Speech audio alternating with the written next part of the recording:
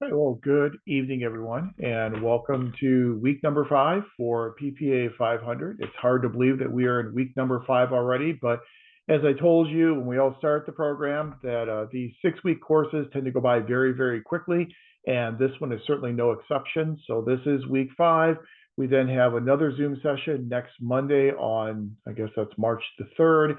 And then we have our final Zoom session scheduled for Saturday, March the 8th. We'll see how we progress through our information tonight and next Monday. If we cover all of our information, then we won't need to have that last Zoom session on March the 8th. If we still have some information we need to cover, then we may need to meet for a very brief session in Zoom on March the 8th. But just a quick reminder, your midterm assessment is due by midnight tonight. I know many people have already submitted it. I think that I've been able to go through all the midterm assessments that were submitted as of probably about 5 o'clock tonight, and been able to return comments on those to you. I think the performance has been outstanding. I'm not going to go through some of the things that were done very well because there are still a few folks who are still completing their midterm, but I've been very impressed with the quality of work. The grades have been very high, higher than I think any other 500 course I've ever taught in 25 years here, so you should be commended for that. But do make sure you get your midterm assessment turned in by midnight tonight. Then coming due next Monday, you have Canvas essay number 4. Canvas essay number 4 draws upon the information we talked about last week concerning the discipline of public administration, whether public administration is a field of study or is it a discipline. In Canvas essay number 4, you will take a position on whether or not public administration is a standalone academic discipline, and then justify your answer. And then, as always, respond to 2 of your classmates. So that is obviously Canvas essay number 4, which is due next Monday. Then next Saturday, March the 8th, you have 2 assignments that are due. You have your final Canvas essay number 5.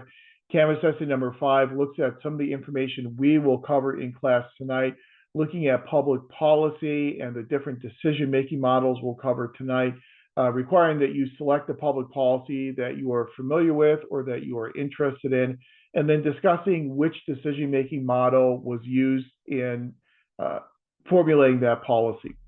So that's your public policy approach. That will be Canvas essay number 5, due on March the 8th. And then you also have the final assessment. And I hate to do this because I know you either just completed your midterm or you're still in the process of putting the finishing touches on your midterm. So I hate to hit you with the final here. But I do think we should, just like we do at the midterm, spend some time tonight at the outset of class going through the final assessment. The format of the final is exactly the same as the midterm. There are 5 scenarios, 2 questions related to each scenario. So a grand total of 10 questions, 10 points per question for a grand total of 100 points on the final assessment. Same ground rules apply. 1 to 2 paragraphs for each one of your answers to each question will certainly be enough to suffice. Everyone's done really well in the midterm, and so just use that exact same approach on the final assessment, and you should be in really good shape. But let me just walk you through as quickly as I can the 5 scenarios on the final assessment. And just like with the midterm, this is an assessment, which means there are no quote-unquote right answers. Your answer will be evaluated based upon how well you have justified that your answer is an appropriate answer to address the scenario. So our first scenario here deals primarily with human resource management and the civil service system. Now, this is information we may have time to begin at the end of class tonight. If not, this is information we will cover in class next Monday. So for the scenario, you applied for a position with the United States Department of Veterans Affairs as a policy analyst in January. In March, you received notice that you have been advanced to the next round of selection and will be scheduled for an interview in early April. Finally, in late April, you are contacted again and an interview occurs on May 15th. During the interview, you are told that the process is ongoing and you'll be informed of the next steps within the next 6 weeks. In early June, your friend referred you to a job with a private sector marketing firm. You apply, are interviewed, and hired on the spot. You accept the position with the private firm and lament the lost opportunity with the Department of Veteran Affairs. In early July, the department finally contacts you with a job offer that you must politely decline because you already accepted the job with the private sector corporation. So in question 1A, why did it take so long for the hiring process to occur in the federal government for the Department of Veterans Affairs? What are some of the differences in working for the public versus private sectors? And then in 1B, the evolution of hiring in the federal government has trended toward hiring people based upon their knowledge, skills, and abilities, as opposed to which political party they support. Please discuss the three main eras of public employment and the evolution of hiring from the late 1700s until today. What era of employment are we currently in? So this again is information that you'll get. Some of it you may get at the end of class if we have time. Otherwise, it's information that you will get in next week's class. And again, this scenario was written prior to DOGE and a lot of the efforts that have been going on at the federal level over the past couple of weeks. So it's kind of written with the career civil service system in mind. And that's why we're saying hiring people based on knowledge, skills, and abilities as opposed to party affiliation. Scenario number 2. The maintenance department of the Department of Public Works maintains all public facilities within the city of Treetown. Treetown is a well-maintained community and prides itself on the cleanliness of its public facilities. However, as the city has grown over the past several years, the number of public facilities has as well. This has resulted in maintenance workers being asked to do more and often to complete work outside of their position descriptions. As a result, the maintenance workers bargaining unit files a grievance that the additional new work has changed the work conditions of maintenance employees. This grievance eventually makes its way into the collective bargaining negotiations, and management and the bargaining unit may have been struggling to come to an agreement over the issue. I wrote the scenario so you think I could actually read it. The bargaining unit declares an impasse when it is apparent that no agreement is on the horizon. This is a very common situation. If you ever dealt with public sector unions in your agency, this probably looks somewhat familiar to you. Whenever new duties are added on to employees that have them working outside of their position description, they consider that working outside the classification. And so what they can do is they can then file a grievance with their union. The union would then sit down with management, oftentimes in what's called a meet and confer session, and try to hammer out the differences as to whether these are jobs the person should be doing, and if so, what types of additional compensation they should get, and those types of issues. So in question 2A, what impasse resolution processes are available to the bargaining unit and the agency? Please discuss the three primary impasse resolution options. Next week, we will talk about the influence of public sector employee unions. We will talk about impasse whenever the union and management are unable to come to an agreement, the different ways in which you can resolve that impasse, whether it be through fact-finding or mediation or arbitration. And I'll present all three of those impasse resolution processes to you next week. Question 2B, if you were a new director for this agency and you had to direct your human resource manager to correct the issues of employees working outside their descriptions, what functions of human resource management should your human resource manager do? So next week, we'll talk about the primary functions of human resource management. We'll talk about the staffing function, procurement. We'll talk about allocation of work, job analysis, and job evaluation, and all those good things. And what you'll be doing is selecting from all those things we talk about next week, the ones that you believe are most appropriate to instruct your human resource manager to engage in this scenario. Then scenario number 3 gets us into the realm of public budgeting and finance. And this is information we'll cover in the second half of class next week.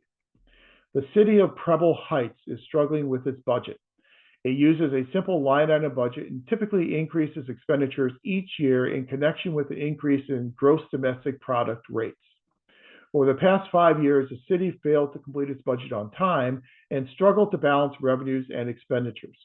The city auditor found that many programs are inefficient and are not achieving their goals and objectives. Standard & Poor's and Moody's, and Standard & Poor's and Moody's are two of the three primary credit rating agencies, and those credit rating agencies will rate all the bond issues, all the attempts to issue debt on the part of cities, and will then provide cities with a credit rating, very similar to a credit rating an individual would get in their private finances. So Standard and Poor's and Moody's, these two credit rating companies, both reduced the city's credit rating due to its budget issues. So they've had a downgrade in their credit rating. The problem with having a downgrade in your credit rating means that borrowing money becomes more expensive. Just like in your personal life, a lower credit rating means higher interest rates, means the same type of thing for municipalities. As a city council member, you and your colleagues need to recommend a new budgeting format to try and alleviate these concerns that are listed here in the scenario. Question 3A, select and recommend a new budget format for the city that will address these concerns. In the second half of class next week, I'll introduce you to line item budgeting and performance-based budgeting and program-based budgeting and zero-based budgeting, talk about their advantages and their disadvantages, when they tend to work well, when they can be challenging, and you'll be using that information from next week then to answer question 3A. Then 3B requires you to get a little bit creative. So the city's aquatic center needs renovation. Given the city's fiscal problems, it is clear that the city lacks the resources to complete the project without borrowing money. The aquatic center is open to citizens for lap swimming Monday through Saturday from 2 p.m. to 7 p.m. Citizens pay a $3 fee to use the facility, and 100 residents use the facility for lap swimming. So you know how many people are using the facility for lap swimming, and you know how much they pay each time they use the facility for lap swimming. The city also charges a $20,000 per year fee to the school district and to club teams, swim club teams, to use the facility for practices. A total of 6 teams pay this fee. The operating expenses for the aquatic center amount to a total of $180,000 per year. So what I've given you, here are the expenses of the aquatic center per year, and then here's the revenue that they get either from being open for lap swimming or from this flat fee, annual fee that they charge to the 6 swim clubs in order to use the facility. So you've got an idea of how much revenue they're generating as well as what their expenses are. Since the city does not have the money to pay for renovations, it proposes a bond to cover the cost. And we'll talk about bonds next week. But whenever a city issues a bond, it is borrowing money. So investors purchase that bond, and then the proceeds from the investors purchasing the bond, that's what the city then uses to then do these renovations. So it's essentially borrowing money. What type of bond would you recommend and why? And next week in the second half of class, I'll introduce you to different types of bonds: general obligation bonds, double barrel bonds, 3 or 4 different types of bonds. And then you'll be selecting one of those bonds to use and then advocating its use in this situation.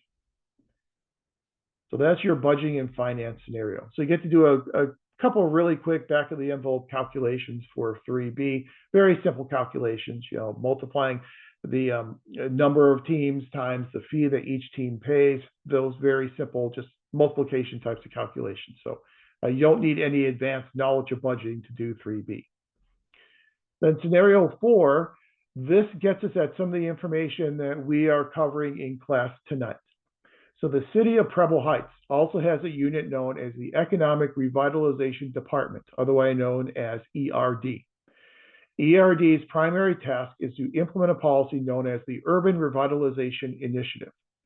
The initiative provides cash grants to businesses who renovate their facilities and remain in urban areas as opposed to moving to other states. So this is an incentive to keep businesses where they are at. The primary beneficiaries of these grants are obviously business owners who are willing to stay where they are and continue to contribute to economic growth in urban areas of the city. And primarily this is going to be the downtown area. To be successful, the policy would need to provide enough grant money to offset the cost savings of potentially moving to other states and areas. Not all members of the ERD are in favor of the policy goals and believe that it is not the role of government to influence business decisions. These employees have sometimes been accused of slow-walking grant applications to delay the payment of money to applicants. So they've kind of been dragging their feet in processing these applications because they simply do not agree with the program. Question 4A, from a policy implementation perspective, utilize Pressman and Waldowski's implementation research to illustrate some of the barriers to successfully implementing this policy.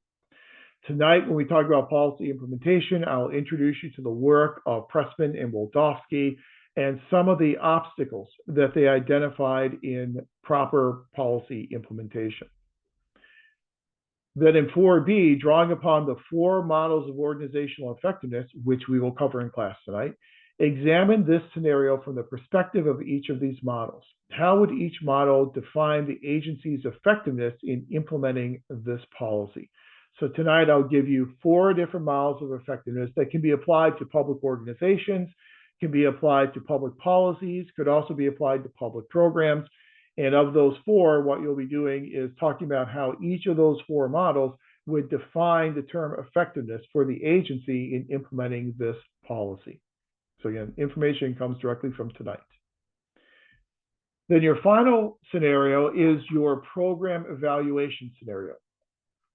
So fast forward a little bit and assume it's now been 2 years since Preble Heights renovated its recreation center. The Parks and Recreation Commissioner, Julia Lopez, approached the council last year with a proposal to address juvenile delinquency in the city. The city has seen a rise in the incidence of graffiti and vandalism over the past several years. Ms. Lopez proposed creating a program of after-school sports offered free of charge at the recreation center. The after-school sports program is offered from 3 p.m. to 7 p.m. Monday through Friday and 11 a.m. to 4 p.m. on Saturdays. The goal of the program is to give youth something to do after school and deter them from engaging in acts of graffiti and vandalism. The program's been up and running for 1 year.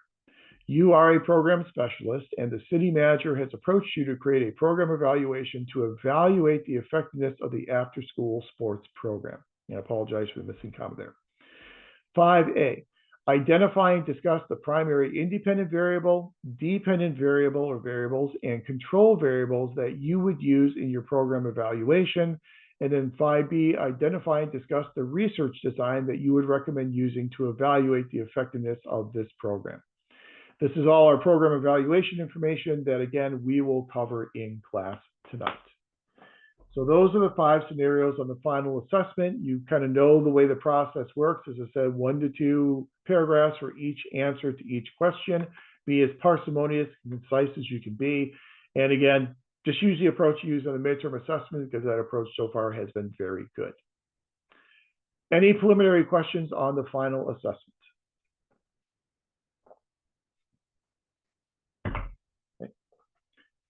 As you work on it, if you have any questions, feel free to send me an email. I think I mentioned it last week, but I do have an unusual week this week in that I'm chairing a site visit for an MPA program here in California on Thursday and Friday of this week. And so the way the site visits work is that they're all-day affairs. So we get started about 8 a.m. and we're at it until about 8 p.m. on both Thursday and Friday. So if you send me an email during the day on Thursday or Friday, you won't get an immediate response. I try and respond as quickly as possible, but I will be able to review my emails on Thursday and Friday night, and we'll then get back to you. But you just won't get an immediate response on Thursday or Friday. And that is NASPA's fault, so you can blame NASPA for that. Okay, let me share out our slides for tonight and get into tonight's discussion. So give me a second here. Get in presentation mode. Excuse me. So tonight, what we are going to do is we're going to discuss public policy and program evaluation. So essentially what we're going to be doing is we're going to be foreshadowing your PPA 670 public policy analysis course, as well as your PPA 696 research methods course, which, as I've told you many times, we call it research methods, but we actually teach it as program evaluation. Participating in the formulation of public policies and implementing and evaluating those policies are crucial roles that many public administrators play. So this is a crucial function of public administration. Evaluating public programs is also a crucial function of public administration, and hence the reason why we kind of include in our discussion of the functions of public administrators. So I think we all probably have a pretty good sense of what a public policy is. Sometimes there's a little bit of confusion about what's the difference between a public policy and a public program. The primary difference between a public policy and a public program is that public policies tend to be more general in nature, whereas public programs tend to be much more specific. So if you want to think about it in terms of kind of a bridge analogy, so the public policy is the bridge. It is the overarching general approach to trying to achieve what we are trying to achieve. Bridges are then held up by stanchions. They're held up by these pillars. The pillars that are holding up this policy bridge, those are what you consider to be the public programs. So public programs support the goals of the overarching public policies. And that's kind of the difference between public policies and public programs. Because of that difference, we tend to evaluate and study public policies a little bit differently than how we study and evaluate public programs. Public policies don't really have the same ability to monetize outcomes. So in public programs, it's relatively easy to put a dollar value on the outcome of that program, or put a number on the outcome of that program. Public policies, it's much more difficult to assign a dollar value to a lot of these outcomes. So it's a little bit more abstract and general with the policy, much more measurable and specific with a public program. And you could have many public programs that are supporting one overarching public policy. So we're going to start a discussion tonight talking about public policies, and then we'll shift into a discussion of public programs. So for these overarching kind of umbrella public policies, not every public policy is created equally. And usually whenever someone sees a problem, citizens will see a problem that needs to be rectified, they usually give you the phrase, there ought to be a law. And when people say there ought to be a law, essentially what they're saying is there ought to be a public policy. We usually make our public policies in response to a problem that we have recognized. So our public policy making here in the US tends to be relatively reactive in nature. We witness a problem, we then develop a policy to try and resolve that type of problem. We have three main types of public policies that we tend to see in the US. The first type of public policy is what's called a distributive policy. Now, we don't see a whole lot of distributive policies because in a distributive policy, you are essentially giving out resources without taking those resources from anyone else. So if government would get a new pot of revenue, a new pot of money that is brand new to it, and then distributes that revenue, that would be something that's somewhat akin to a distributive policy. They're not taking it away from anyone. This is brand new revenue. Now, chances are there's not a whole lot of brand new revenue out there. The old saying, there's no such thing as a free lunch. So even when new revenue flows into a state government, so the state government ends up getting a federal grant, a new federal grant. To that state government, that federal grant may look new to them, but for the federal government, it probably isn't, because the federal government has probably either borrowed money to fund that new grant, or they have reallocated money from one area to another to fund that grant. So there aren't a lot of great examples of truly distributive policies, because in a truly distributive policy, we would adhere to a decision, well, I'll call it a choice model, that's known as the Pareto optimal model. I'll put this in text chat. It's known as the Pareto optimal model. The Pareto optimal model says that a policy is worth pursuing if that policy benefits at least one person and doesn't harm anyone else. So if it benefits at least one person, it doesn't harm anyone else, Pareto optimal model will say that is a policy that is worth pursuing. Now, it's very difficult to think about any public policy that truly meets that Pareto optimal model, because there are opportunity costs. So if we decide we're going to allocate resources to this type of expenditure, it probably means those resources are no longer available to be allocated elsewhere. So there is an opportunity cost to actually pursuing this policy. So because we don't have a lot of these distributive policies, most of the revenue and most of the resources that we are allocating, we are doing on a redistributive basis. So we are taking resources from one segment of society and reallocating them, redistributing them to another segment of society. That's what's considered to be a redistributive policy. The vast majority of the policies we see in the US tend to be redistributive in nature, just because there is this finite pot of resources. Well, clearly a redistributive policy is going to harm someone. The people or the groups in society that are having resources taken away from them to be reallocated, they are initially at least being harmed by this policy. So it would really violate this Pareto optimal type of choice model. But fortunately for us, economists have given us another model that we can use. And that second model is what's called a Kaldor-Hicks model. I'll put that in text chat. What's known as the Kaldor-Hicks choice model. The Kaldor-Hicks choice model is a variation on Pareto optimal. So whereas Pareto optimal said a policy is worth pursuing if it benefits at least one person without harming anyone else, a Kaldor-Hicks model says a policy is worth pursuing if it benefits at least one person, and then those who are harmed by the policy are eventually compensated. But those who are initially harmed by this policy, by having their resources allocated away from them, eventually in the future will be compensated.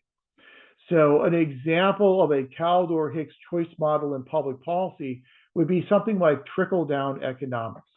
And so in the 1980s in Reaganomics, we had this idea of trickle-down economics. Trickle-down economics, you're probably familiar with. What we do is we have tax cuts and tax breaks for upper income individuals as opposed to lower income individuals, with the idea being that the additional revenue that these people hold on to, these upper income individuals hold on to, that additional revenue will then go back into the economy through the creation of businesses and the creation of jobs. And eventually those benefits will trickle down through the economic strata to those middle and those lower income taxpayers. So the benefits will trickle down. Now, we're not going to get into a discussion tonight about the efficacy of trickle-down economics. That's something you can talk about if you're taking the microeconomics course. You can talk about in public budgeting, but that's the theory. And that adheres to this Kaldor-Hicks model, that people who are initially harmed could then benefit in the long run. Now, that's obviously based upon this assumption that those at the upper end of the income strata, that they are going to take that revenue that they're able to hold on to, that income they can hold on to, and they will then use it to create jobs and to create businesses. Similar type of thing with what's called a capital gains tax cut.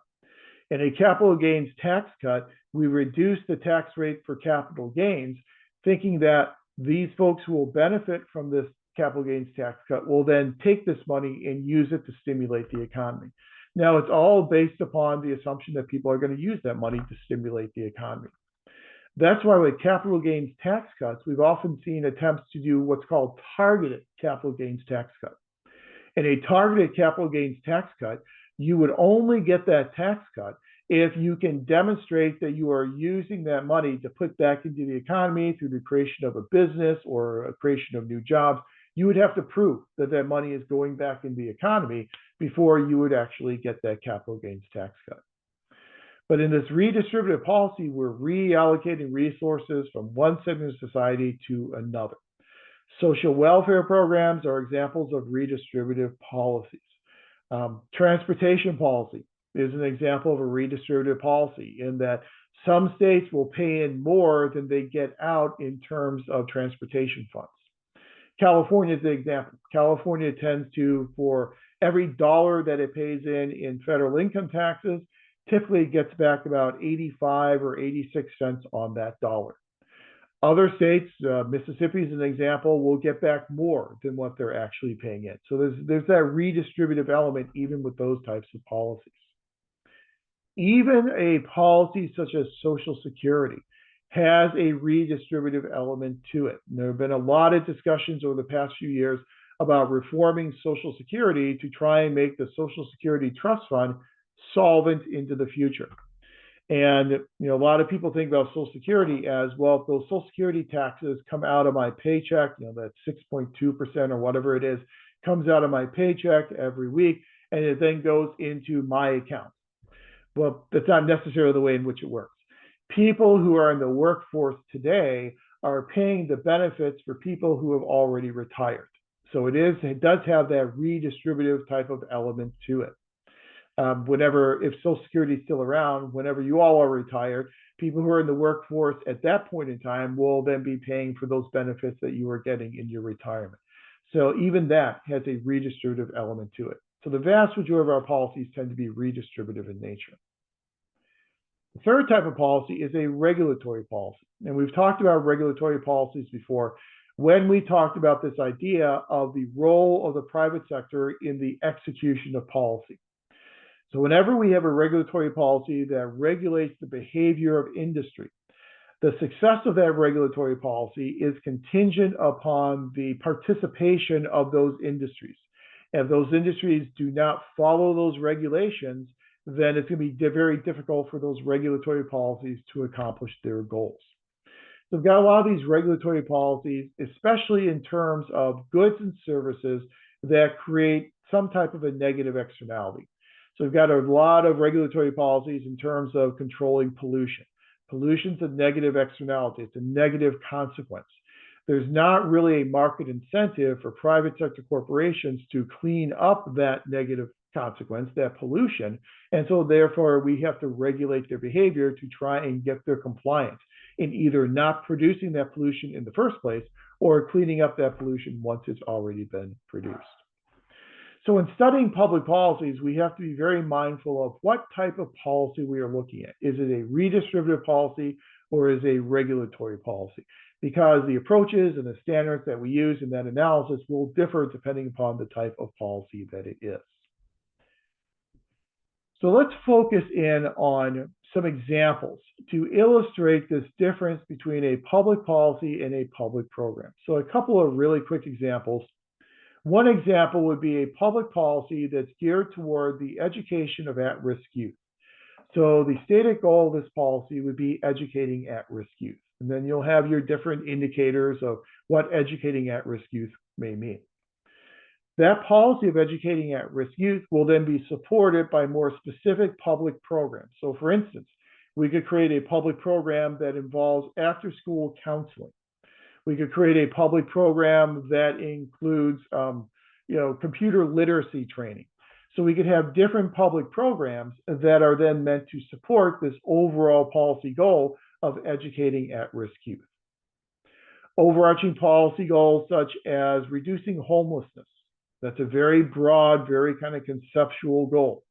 We can support that in terms of specific public programs. So one program that may support that could be a motel conversion program, whereby we purchase these motels that have been vacated, we renovate them, we convert them into adequate and affordable housing. Another could be a portable voucher program, where we provide housing vouchers that have a portability mechanism to people who lack affordable housing so they can go out there and purchase housing. Those are specific programs that all support the overall policy goal of homelessness mitigation, reducing the number of people who lack affordable and adequate housing. So again, just kind of illustrate this difference between what is a public policy and what is a public program. We do make that difference pretty clear here in our MPA program in that we have the PPA 670 course that looks at how we analyze policies, and then the PPA 696 course that looks at how we evaluate these specific public programs. So we do kind of split them up like that in our program. Some programs do not. And in all my years of doing these site visits, I have seen some programs that have one course called Public Policy and Program Analysis or Public Policy and Program Evaluation, where they combine it together into one core course. We do separate it out just because there are different approaches that can be used for whether you're studying a policy or whether you're studying a public program. But let's focus in on the policy process itself.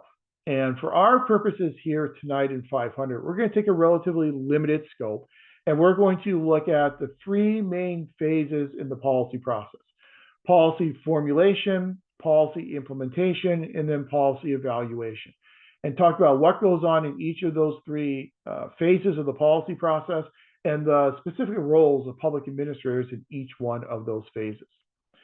So the first phase, as we know from our previous discussions, is policy formulation or policy formation. I use those terms interchangeably, formulation or formation. This is where we are actually designing the policies. This is the genesis of these public policies. As we know from that earlier discussion of John Gaventa, you remember that discussion we had John Gaventa and the three different faces of power: overpower, mobilization bias, and co-optation. We talked a lot about that second face of power, mobilization bias, this idea of being able to set the agenda.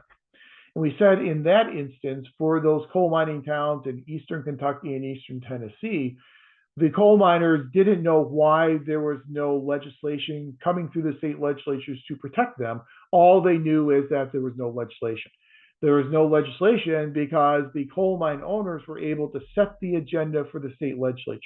They were able to do it through political influence. They were able to do it through campaign contributions.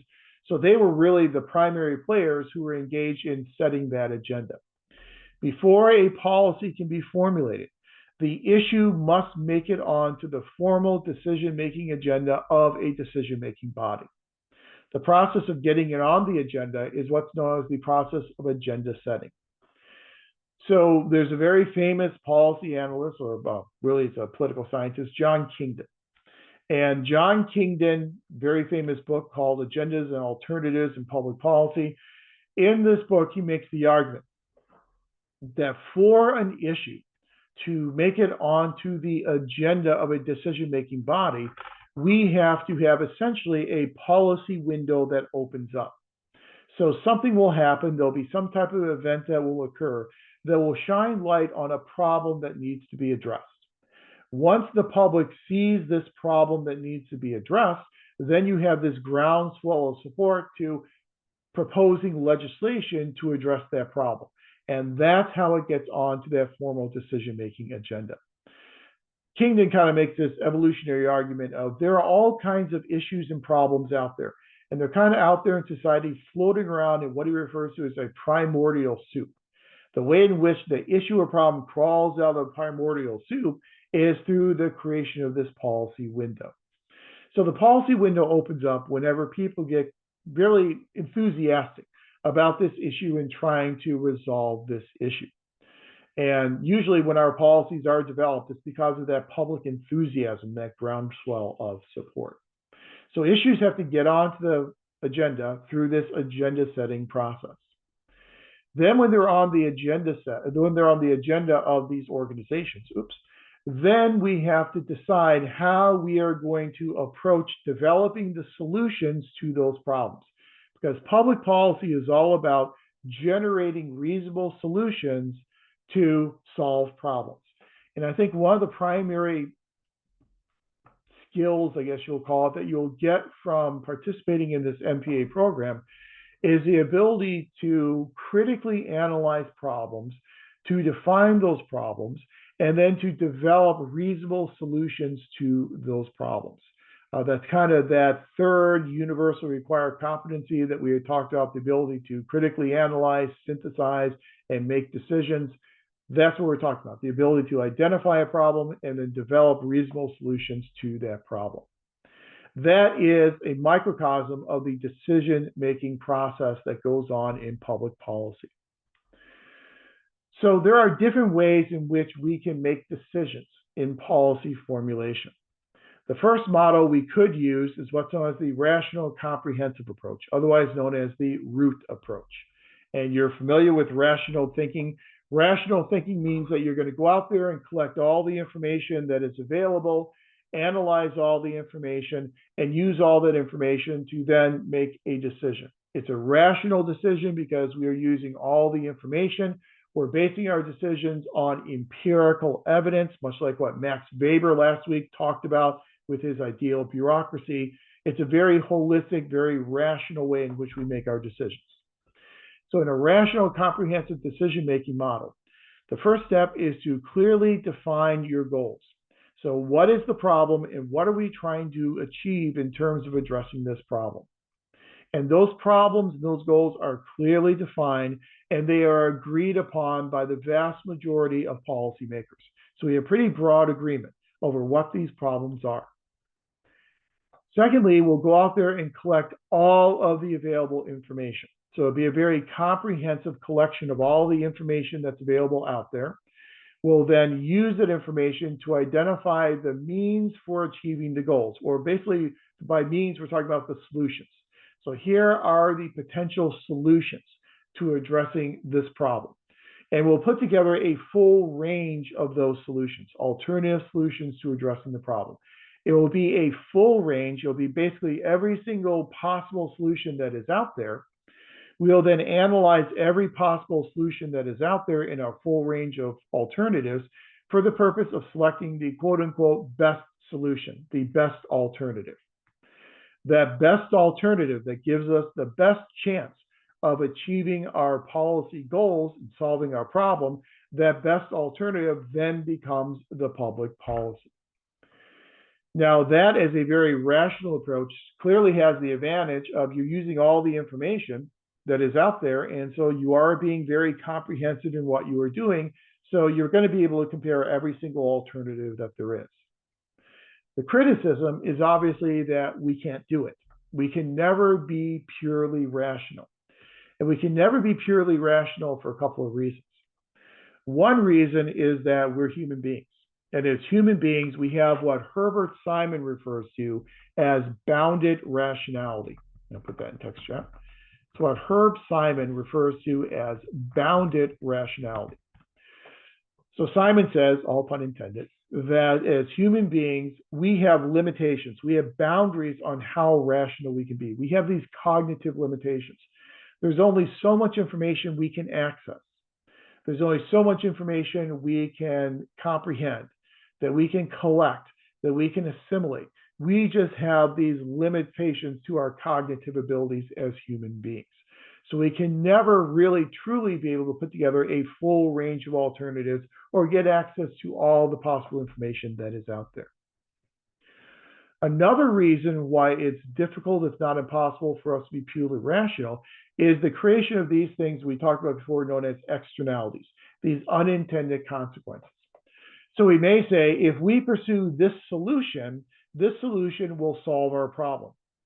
But then what other problems does this solution then create? And are we able to forecast all those other problems that are created?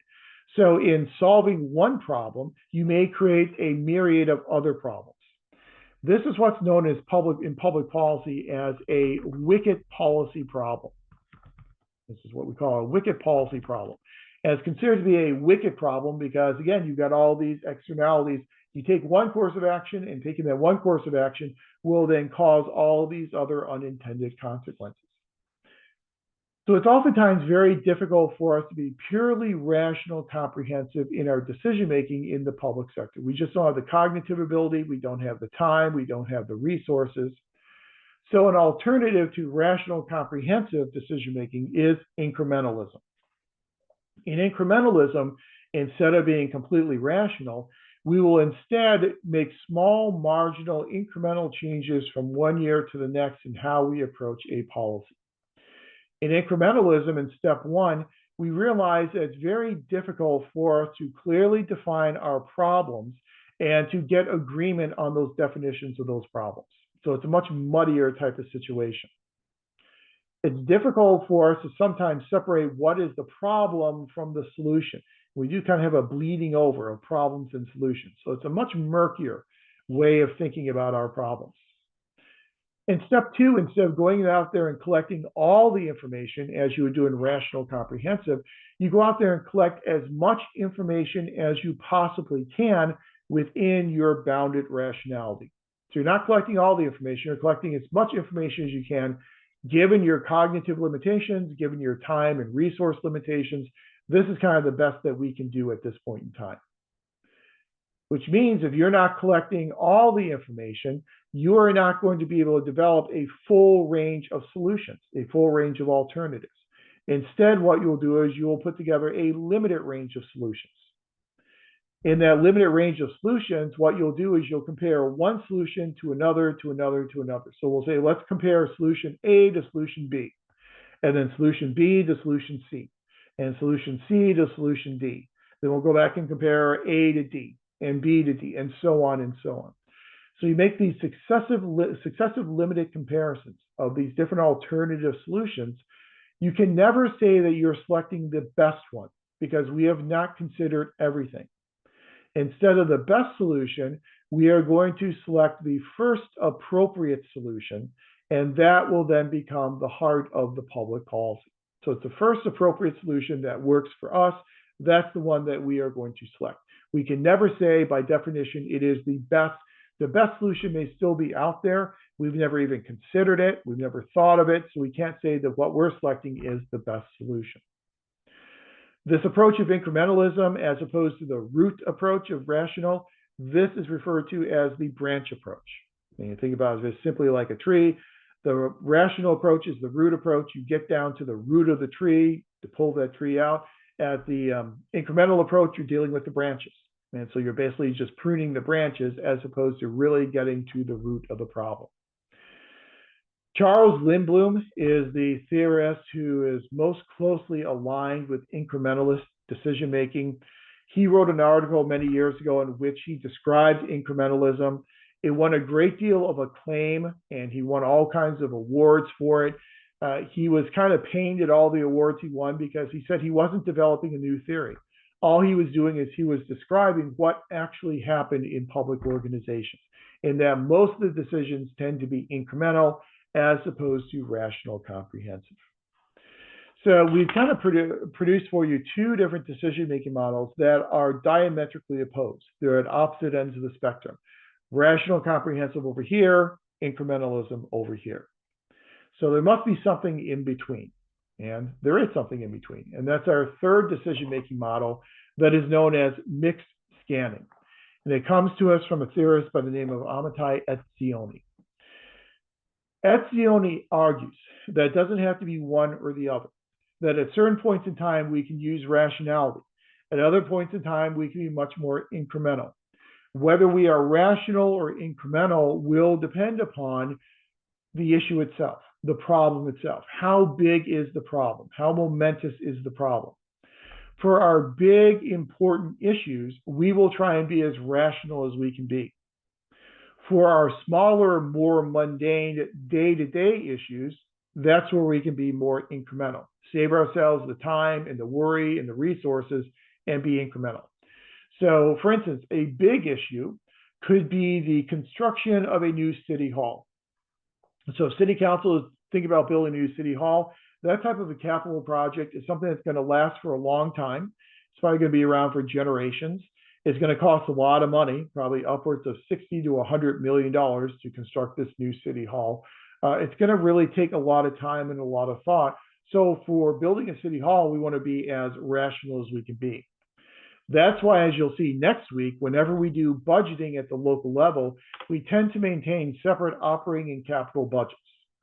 Operating budgets for the day-to-day functioning of the agency, capital budgets for those long lifespan, high price tag types of items, such as the construction of a new city hall. That capital budget is going to be subject to a lot more scrutiny. It's going to be much more long-term in nature because it's a much more rational type of decision-making. The number of staples that we're going to buy this year as compared to last year is a much more mundane decision. So that's going to be much more incremental. So we tend to be more incremental with our operating budgets and more rational, comprehensive with our capital budgets. So at least from a classroom perspective, sitting here on a Monday evening, it sounds like it makes a lot of sense. You can get the best of both worlds. But the problem with it is it's subjective. So what I just gave you the examples of building a city hall or knowing how many staples to buy, that's a pretty clear-cut example of a big versus a small issue. But there are other examples that are not quite as clear-cut. And what may be a big issue for one person may be a relatively small issue for another person. And so, the type of email platform that we use is going to be a really big issue for the IT department, may be a smaller issue for someone who's just working in the organization. So the perspective on how big or how small the issue is very much a subjective type of perspective. So sometimes it's not quite as clear to know when we need to be rational versus when we need to be incremental. But at least mixed scanning gives us the idea that it's not a binary decision. It really depends upon the context of the issue. Here again, my favorite answer, it depends. But my favorite decision-making model is the fourth one we talked about, And that's a decision-making model. It's called the garbage can model of decision-making. And it comes to us from authors Cohen, March, and Olson.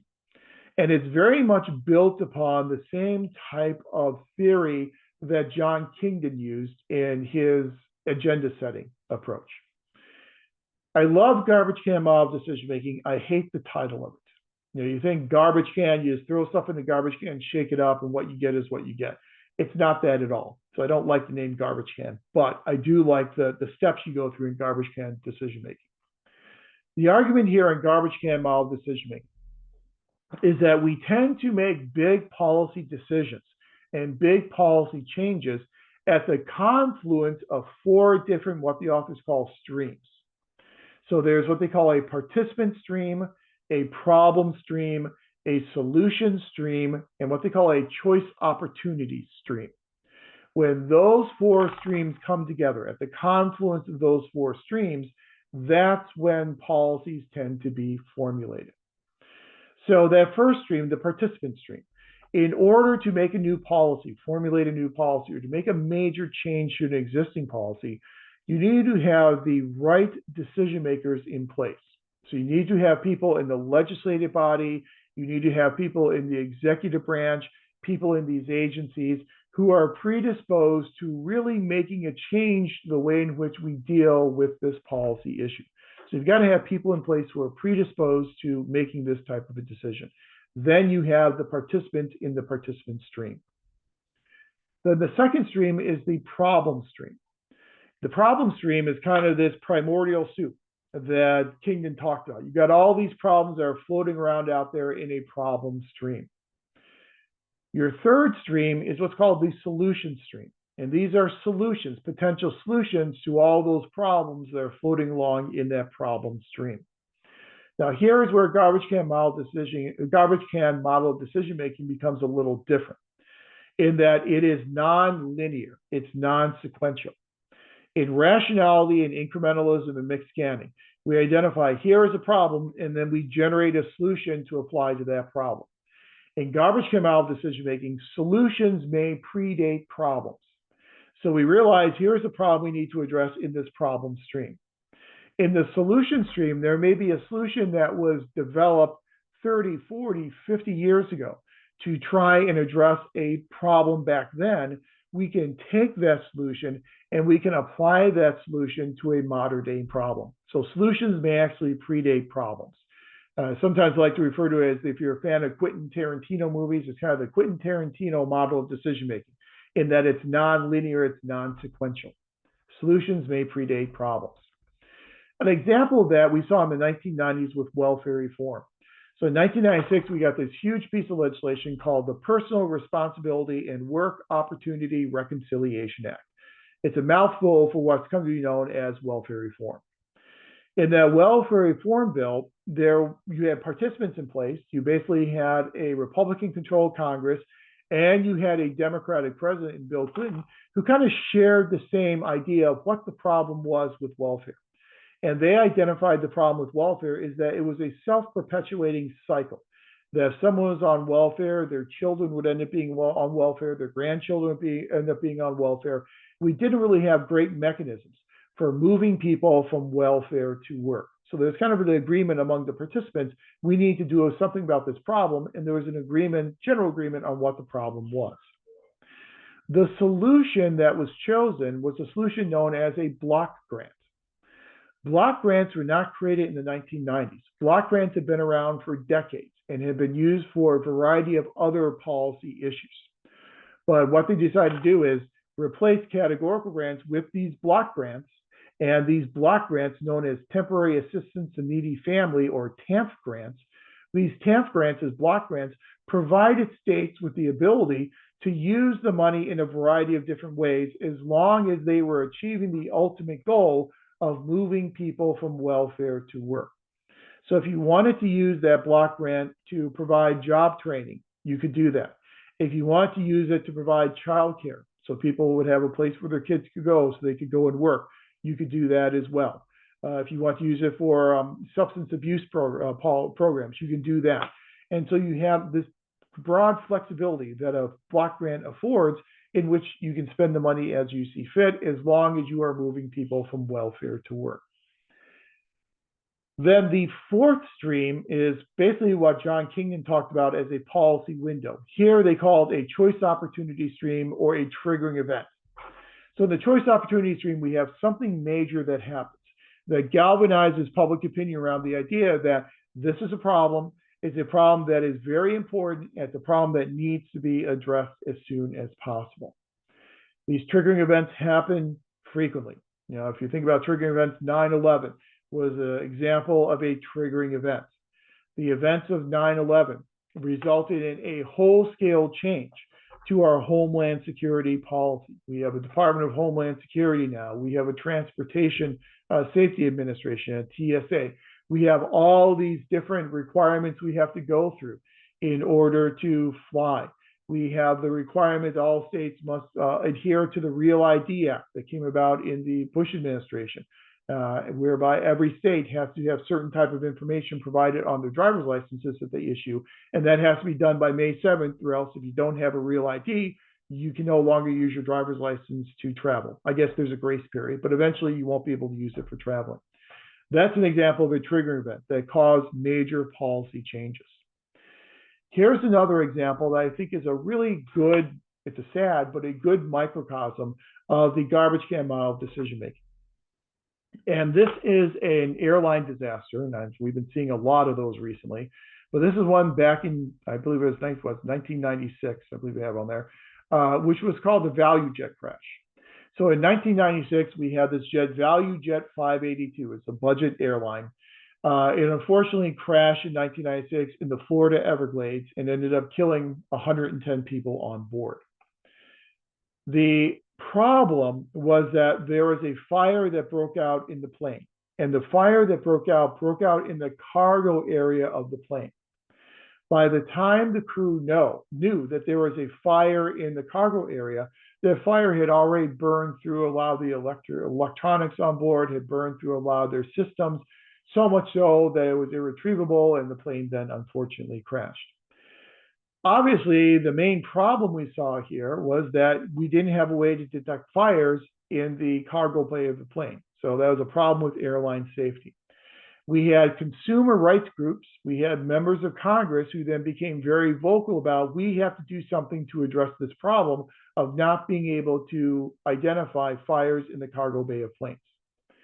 The solution was not a brand new solution. It was to require the presence of smoke detectors in the cargo bay of all planes. We didn't invent smoke detectors in 1997.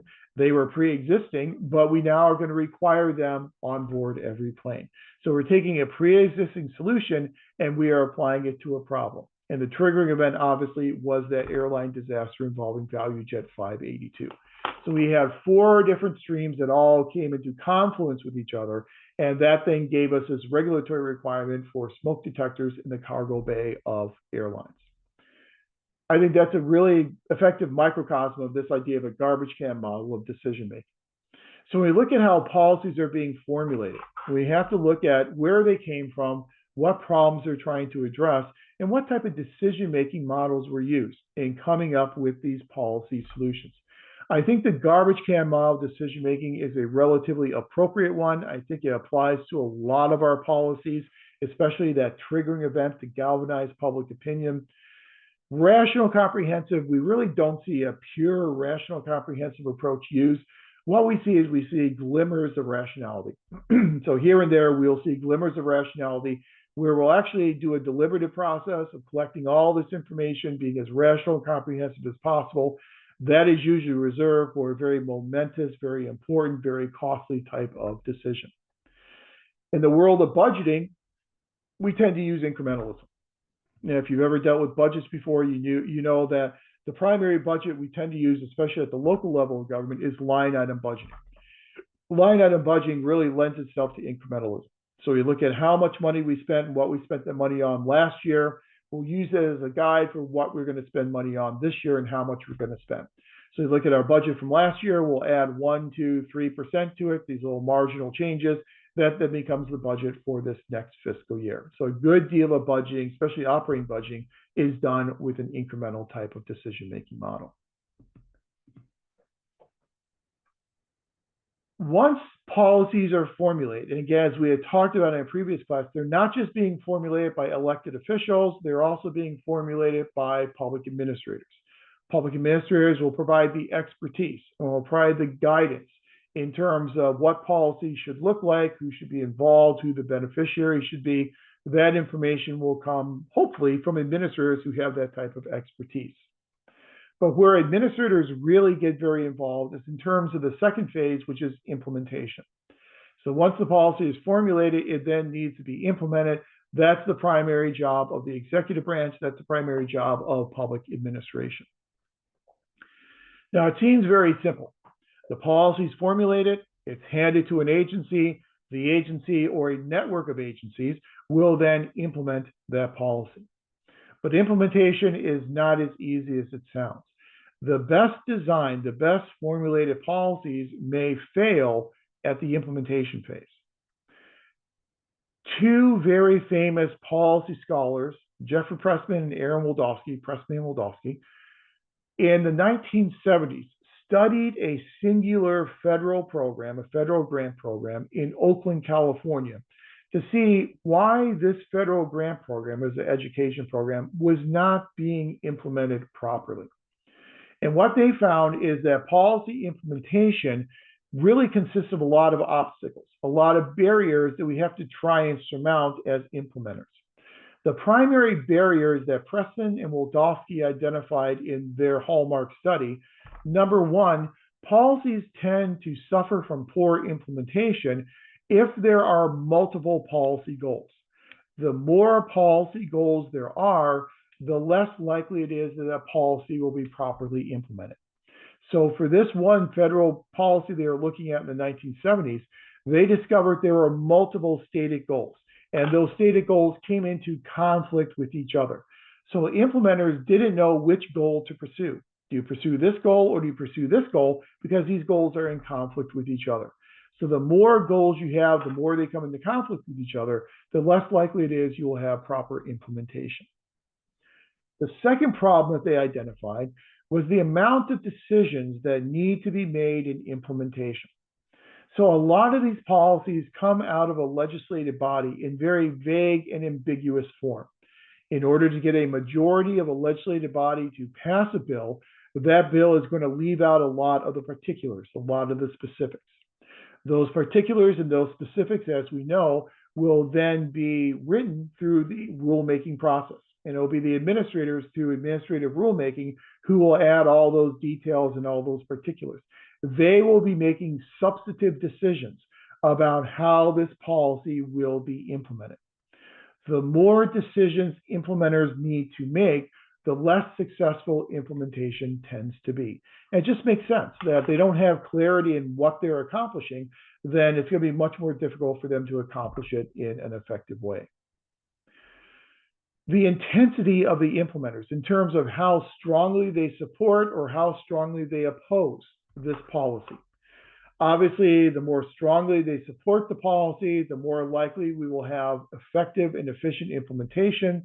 The more strongly they oppose it, the less likely we're going to have successful implementation. And we'll explore this point on the next slide, because this is really the primary cause of improper and inefficient, ineffective implementation, according to Pressman and Wildofsky. This intensity of support or opposition will also lead to bargaining. So the more disagreement you have in terms of support or opposition among your implementers, the more bargaining that will occur. The more bargaining that is required to occur, the less likely you are to have successful implementation. And then the creation of new agencies.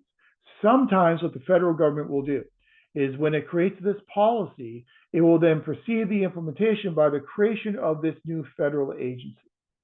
Or sometimes it will create a state agency that it will then, or it will fund a state agency. It will then in the legislation require the state to create an agency that is then funded by the federal government. But this new agency, its primary job is the proper implementation of this policy. If the proper implementation of the policy is the primary job of this agency, the agency is going to put all of its effort and all of its resources into properly implementing the policy. So the creation of these new agencies can really bolster the likelihood that this policy will be properly implemented. But let's dig a little bit deeper into Preston and Wildofsky and really look at this idea of the intensity of the participants and the impact that that has on proper implementation. Because this is really the primary reason, according to Preston and Wildofsky, that policies are either effectively implemented or not effectively implemented. So Preston and Wildofsky provide us with this little matrix. And no, it looks a little fuzzy on there. I don't know why it looks so fuzzy, but looking at the intensity of participants for an implementation decision. So you'll see on your columns, you have how strong or how weak the intensity is of their support or opposition. And then along the left, in the rows, you have either they feel positive about it or they feel negative about it. So in situations where the majority of your implementers are strongly positive, that they strongly support the implementation, those are the situations where you'll have very minor delays, very minimal delay, and you'll have essentially no bargaining, which means it will be implemented effectively and efficiently without a whole lot of decisions and a whole lot of negotiations. That is your ideal situation for quick, effective implementation. The worst case scenario is a cell below that, where you have implementers who are primarily against this policy and they feel very strongly, they feel their opposition to this policy. That's where you have maximal delay. That's where you have a lot of bargaining, and you have bargaining over the very essentials of the policy itself. This is where the bargaining really starts to hit at the goals of the policy. This is where that policy is probably not going to get implemented. On the right side, you then see implementers who are supportive, but not terribly strongly supportive of the policy. There you have your minor delays, still not a whole lot of bargaining, but you will have more delays than if they were strongly in favor. And then at the bottom right, people who are opposed to the implementation, they're opposed to the policy goals, but they're not that strongly opposed. There you have your moderate delays and you have bargaining, but instead of having bargaining over the essentials of the policy, you have bargaining around the peripherals. So bargaining at the marginals. So it will slow down the process, but it won't grind the process to an immediate halt as if they were much more strongly opposed to the implementation. So the moral of the story here of Preston and Wildofsky is, yes, there are a lot of barriers, and we only talked about, I believe, 5 of them. In their study, they identified over 70 obstacles to effective implementation of that federal policy in Oakland, California in the 1970s. But this is the one they really pulled out to emphasize the intensity of support or opposition among the implementers. This is why Martha Durthick, who is another public administration scholar, built upon Preston and Wildofsky and said, since the support or opposition of implementers is so important for proper implementation, in order to gain their support, we need to involve the implementers in the formulation of the policy. If we can involve those who are going to be implementing the policy on a daily basis into the formulation of the policy, they can have some buy-in into the creation of the policy, then they're going to be much more likely to support the proper implementation of that policy. So Durthick tells us, because of Preston and Wildofsky, we know we have to involve the implementers in the formulation of the policy. So it kind of gives us that crossover between implementation and formulation. If you don't involve the implementers, they're not going to have buy-in in the policy, and they're probably not going to support the proper implementation of that policy. But when you get to the policy class, you'll not just talk about formulation, but you'll also talk about some other aspects of implementation. But even the best designed policies can fail at the implementation stage. Then the third phase of the policy process is evaluation. So after we have already implemented the policy, we need to go back and look at how well the policy has achieved its stated goals. And that is the evaluation stage. Now, again, with public policies, the outcomes that we're looking at are usually more difficult to measure than the outcomes that we're looking at with public programs. They're more general outcomes. They're sometimes more qualitative and more subjective types of outcomes. Much more difficult to place a dollar value on the outcomes of a policy as opposed to the outcomes of a public program. But evaluation, we are looking at these outcomes and how well we achieve the outcomes with this policy. The evaluation process is done by a lot of different agencies. At the federal level, one of the primary agencies that does policy evaluation is the Government Accountability Office, or the GAO. The Government Accountability Office is headed up by the Comptroller General of the United States. This has been in the news lately because President Trump got rid of the Comptroller General of the United States. He took his case to court, and there was a stay placed upon his dismissal. But the Government Accountability Office is the primary organization that does a lot of these evaluations of policies and program evaluations as well. In doing these evaluations, the most important part of evaluating the success of a policy is feedback. There needs to be a feedback loop so that if we are discovering in our evaluation that this policy is not achieving its stated goals, we need to have a feedback mechanism so we can feed that information back into the formulation process, feed that information back into the implementation process, so we can reform the formulation as well as the implementation processes. You have to always have that feedback loop.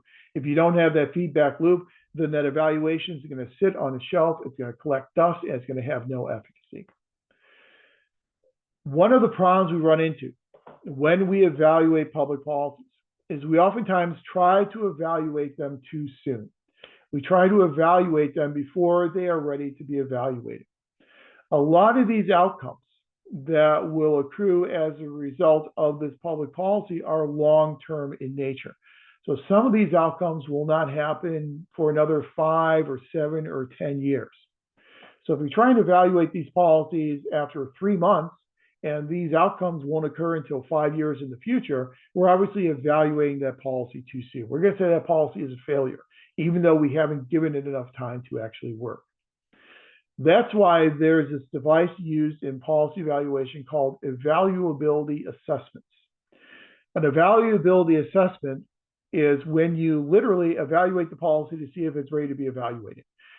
Meaning that you look at what are the goals of the policy, what's the timetable of achieving those goals, and have we met those time standards? If it's not ready to be evaluated yet, then we should hold that evaluation in abeyance until we actually have some measurable evaluation metrics. So that's a problem. We usually try and evaluate our policy too early. We want to get our bang for the buck immediately, and sometimes these policies will take quite a bit of time in order to bear any type of policy fruit. Another technique we like to use in evaluation, obviously the use of audits, and this is to evaluate the financial component of these policies. If you work in a government agency, you've probably dealt with audits before. 2 broad categories of audits we use for evaluation: financial or legal audits versus management or performance-based audits. Legal financial audits, we're asking the question, was the money spent on the stated policy purposes? So was the money spent in the way in which it was authorized? Performance management-based audits, we ask the question not just how we spent the money, but how well did we spend the money? This is where we get at that whole idea of how well did we achieve our stated goals? What type of progress have we made toward the achievement of those stated goals? Depending upon the level of government, depending upon the source of funding, you may have to do both financial audits as well as management-based audits. When I was on the school board, I think I mentioned in a previous class, we had a bond that we had passed back in 2014, a $148 million general obligation bond. It was what we call a Prop 39 bond. And here in California, school districts can pass a general obligation bond with only a 55% voter approval. Usually it's 2/3. But you can pass with only 55% voter approval if you consider it to be a Prop 39 bond. But in order to get that lower voter approval of 55% to make it easier to pass, you then also need to create a citizen oversight committee. That citizen oversight committee will then meet multiple times per year to review how those bond proceeds are being spent. They will then authorize conducting both financial as well as management-based audits. So twice per year, we would get a financial audit for that bond money, and then we would receive the management audit, as a performance-based audit as well, on how those bond proceeds were being spent. And the chair of the COC, the Citizen Oversight Committee, would appear before the board and would then, kind of give us a preface, and then you would have your auditors come up and they would go through all the details of both the financial as well as the management-based audit. So that's a really good mechanism to make sure that not only are we achieving our goals, but are we spending the money the way in which we are supposed to spend the money on these public policies. So we do have a lot of these checks and balances that are built into the policy process, whether it be formulation, implementation, or evaluation. And when you get to your 670 course, you will talk at length about more specifics of what goes on in policy formulation and policy implementation and policy evaluation. This is kind of from the 30,000 foot level, kind of gives you a little insight into what the phases of the policy process are, what public administrators do in those different phases, and how we study those different phases, even here in an MPA program. We're not an MPP program, but as an MPA program, we still have this focus on public policy because as public administrators, that's what we are dealing with on a daily basis, public policies as well as public programs. So are there any questions about this quick introduction to policy analysis, the 3 different phases of the policy process, any of this information that we have covered up to this point in time tonight?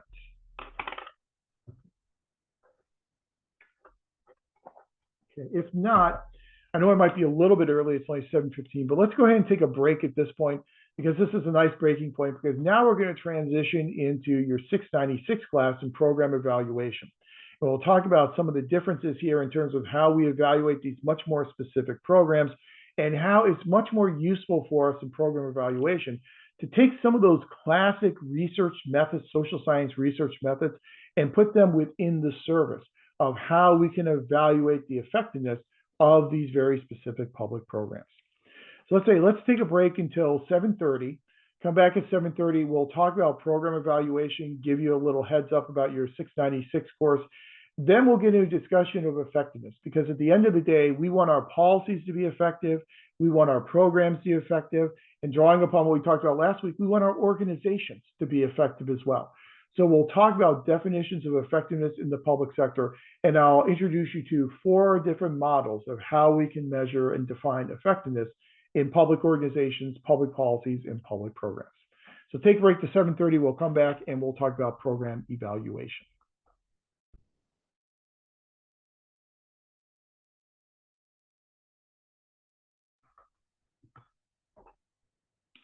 At 7:30, so we are back, and now we'll turn our attention to program evaluation and kind of give you some insight into PPA 696. As I told you before, we still call it research methods. It's just kind of a curricular matter. It was easier to keep the name the same, even though we do teach it as program evaluation. So instead of doing it as classic social science research, now what we do is we talk about how we can take those classic social science research methods and place them within the service of how to evaluate public programs. Now, we had said also earlier tonight that public programs are the much more specific things that support the overarching public policies. So they tend to have much more measurable, much more quantitative types of operational metrics in terms of how we are measuring the effectiveness of these public programs.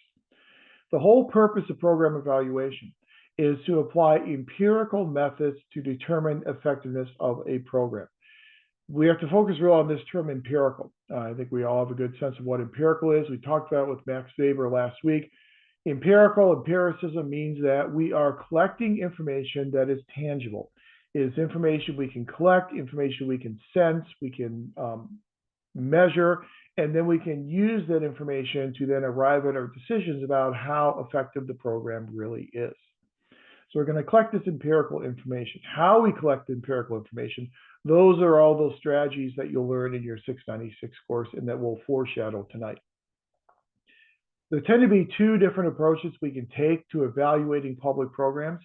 There are program impact evaluations and program implementation evaluations. Obviously, a program impact evaluation is going to look at the impact or the outcome of that program. Is this program accomplishing what it is supposed to accomplish?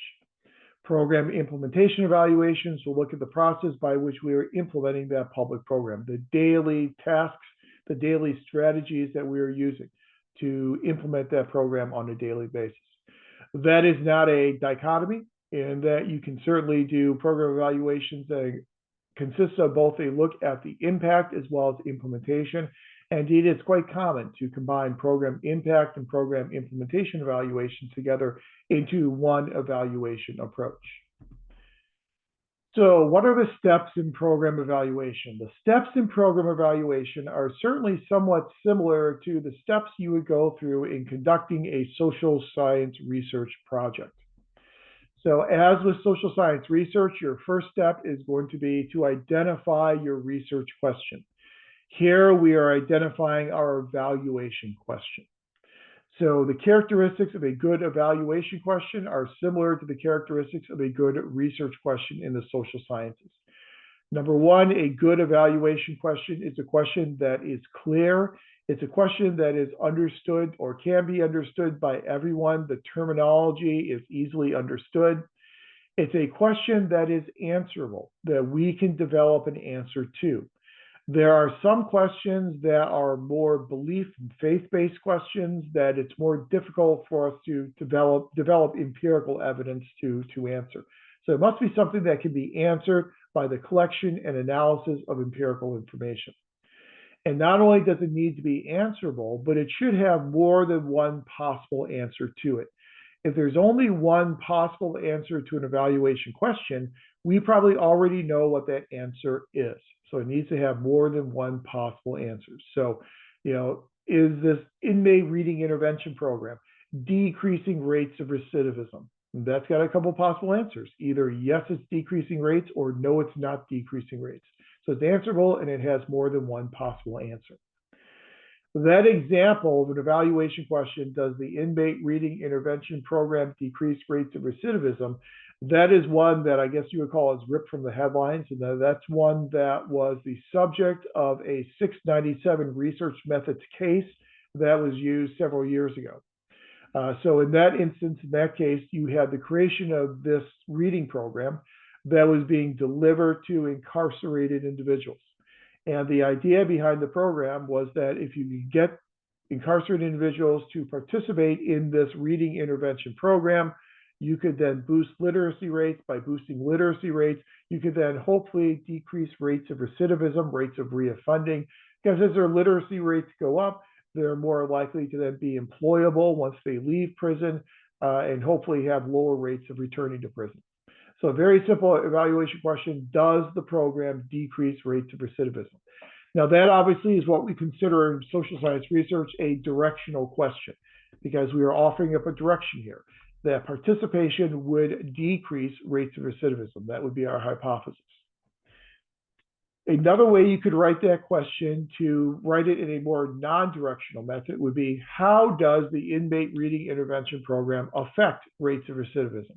So here we're not assuming that it's going to decrease rates. It could increase rates. It could have rates remain unchanged. We're asking, how does it affect at all those rates of recidivism?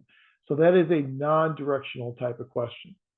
The choice of whether we use a directional or a non-directional evaluation question will depend upon how much we know about the program, what the ultimate goal of the program is. So here, ostensibly, this program was created to decrease rates of recidivism.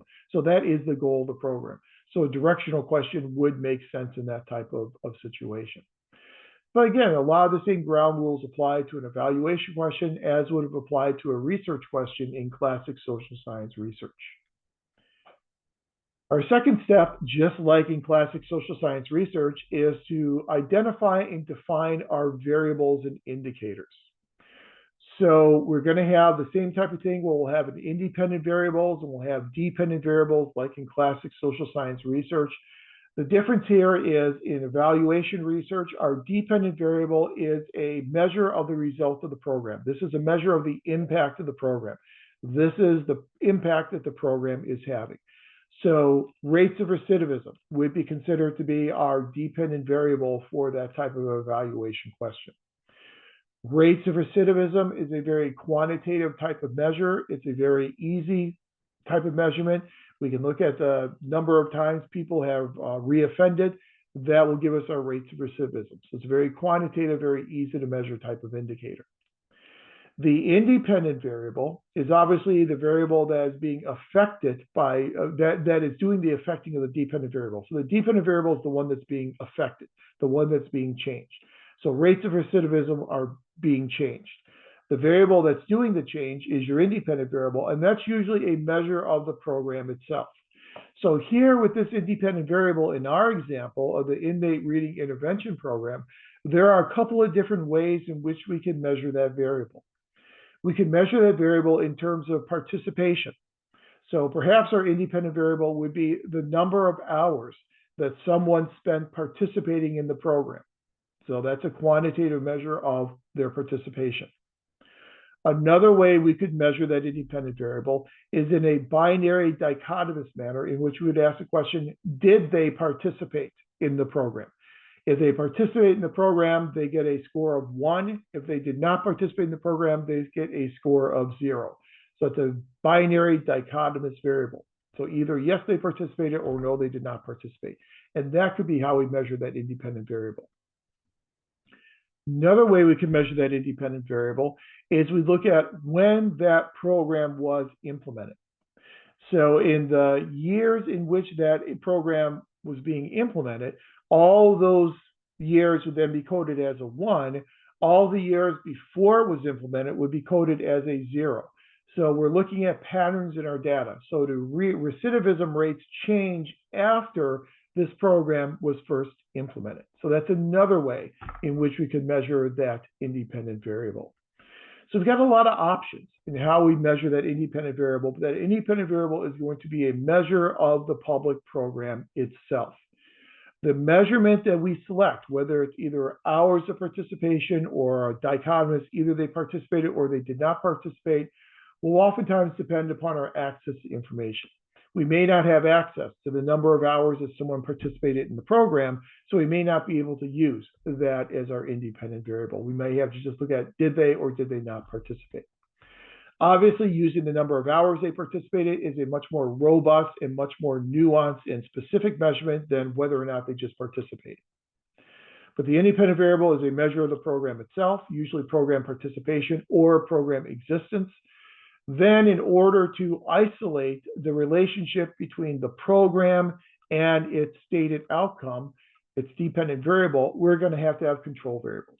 And as you know from your undergraduate research methods courses, those control variables exist to isolate the relationship between the primary independent variable and the dependent variable. So if we can control for all these other variables and kind of parse them out of the equation, then we can really isolate just how much participation in the inmate reading intervention program is affecting recidivism rates. So some control variables we might want to consider are other variables, other independent variables that may independently affect rates of recidivism. So some things that may affect rates of recidivism could be things such as, was the initial crime drug-related? Because we know from criminal justice literature that drug-related crimes tend to lead to higher reoffending rates, higher recidivism rates. So was there some type of relationship with drugs? Was this a first offense or was this one of many offenses? If it's a first offense, usually there are lower recidivism rates. You kind of have that shock value of someone being incarcerated.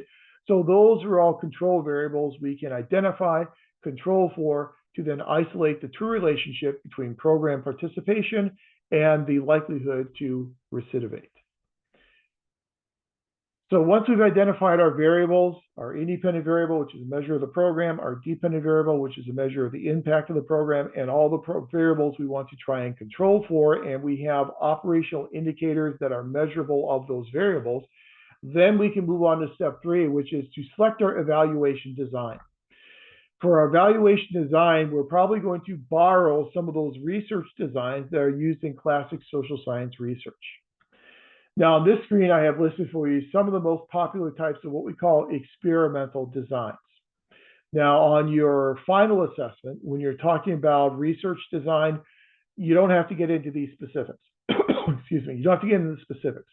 You can just talk about, should it be an experimental design or should it be what we call a quasi-experimental design that we'll get into on the next slide. So you don't have to get into classic, experimental, and Solomon full group and all those. Those are just for your own edification, some examples of what we consider to be experimental research designs. The important things for us to know here in this class is that an experimental research design is a design that uses random assignment, meaning that we are randomly assigning some people to participate in the program and randomly assigning other people to not participate in the program.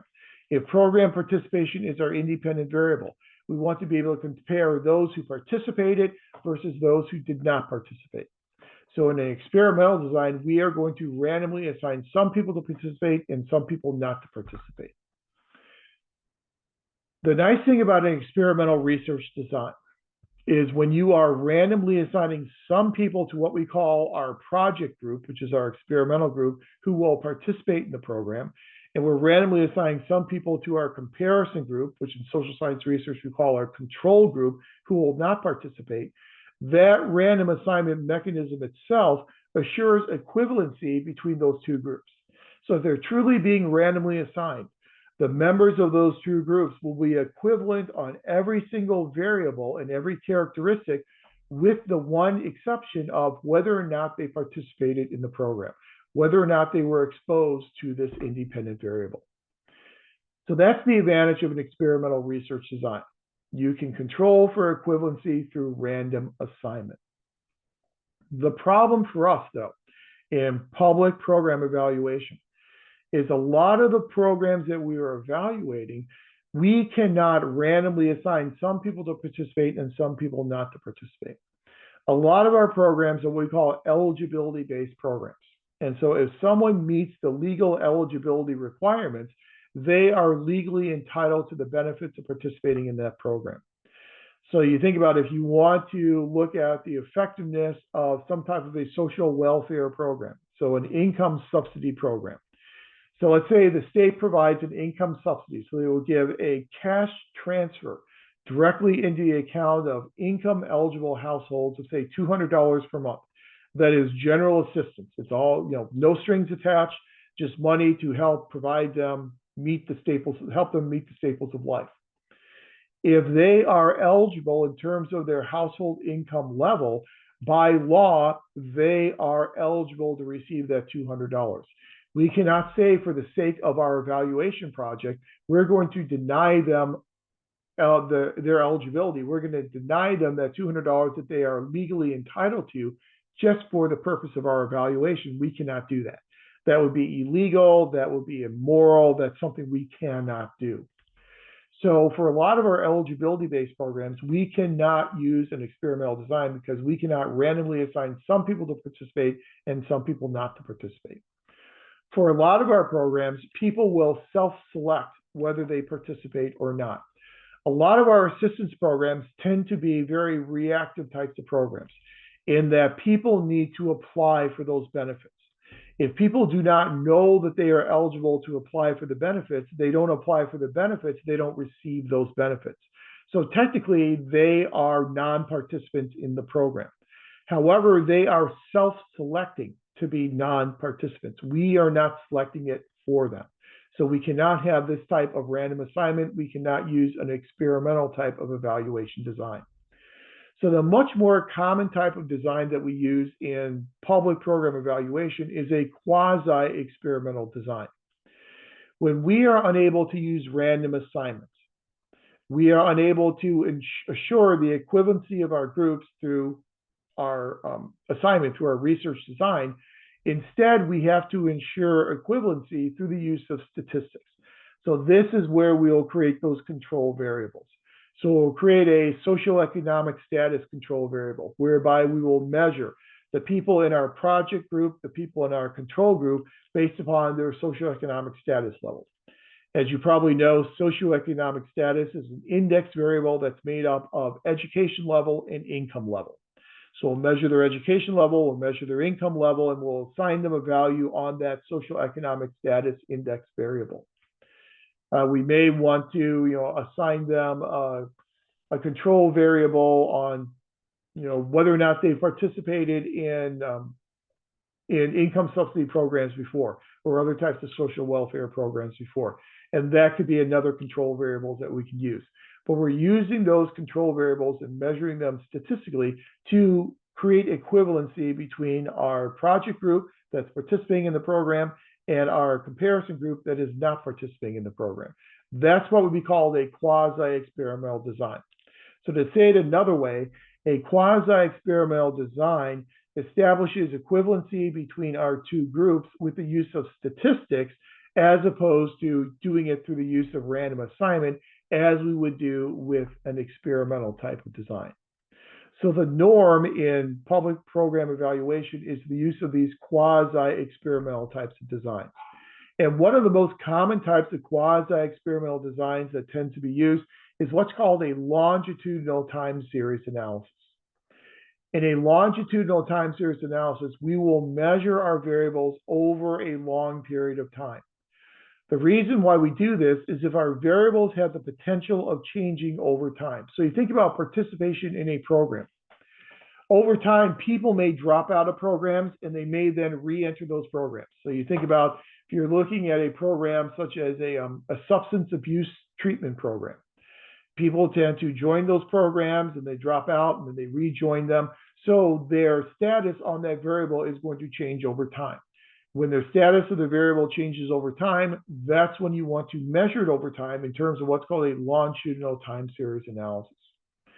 It's beyond the scope of this class to get into, but when we do longitudinal time series analysis, essentially what we are looking for is we're looking for patterns on our independent variables, our control variables, as well as our dependent variables, if we feel that those values on those variables may change over time. And there are pooled time series analysis. There's what's called interrupted time series analysis. There are lots of different approaches that we can use to use a longitudinal time series analysis. But that is just one example of what's considered to be a quasi-experimental design. Typically, we're going to need to use a quasi-experimental design because we cannot use experimental designs typically in public program evaluation. Then we also have to decide where our information is going to come from.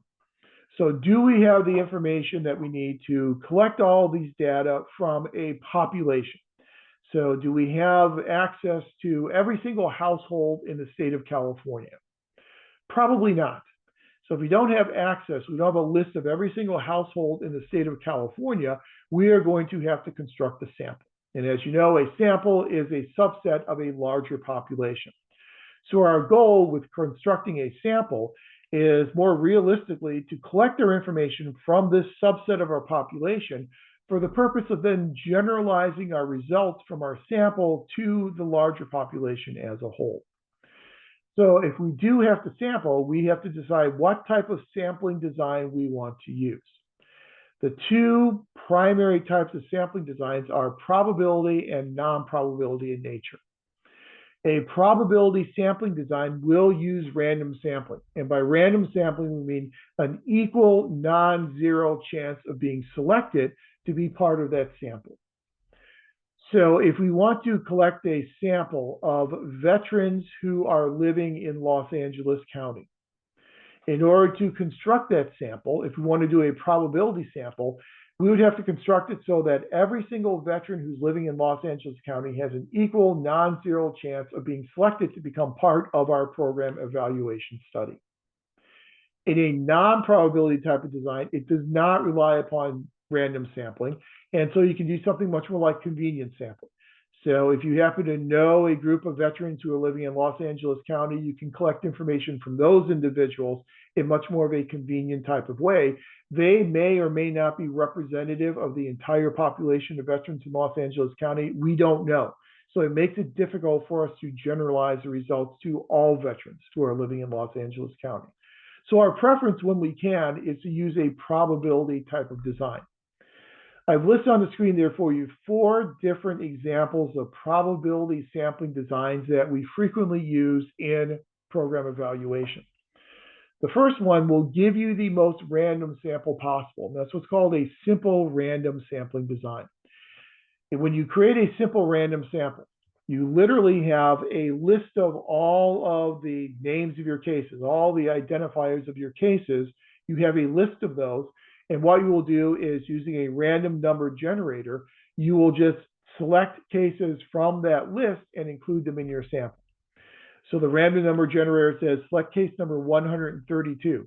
You select case 132 and you put it into your sample. Then it tells you select case 54. You select case 54 and you put it into your sample. That will give you the most random representative sample you can possibly get. And that's simple random sampling.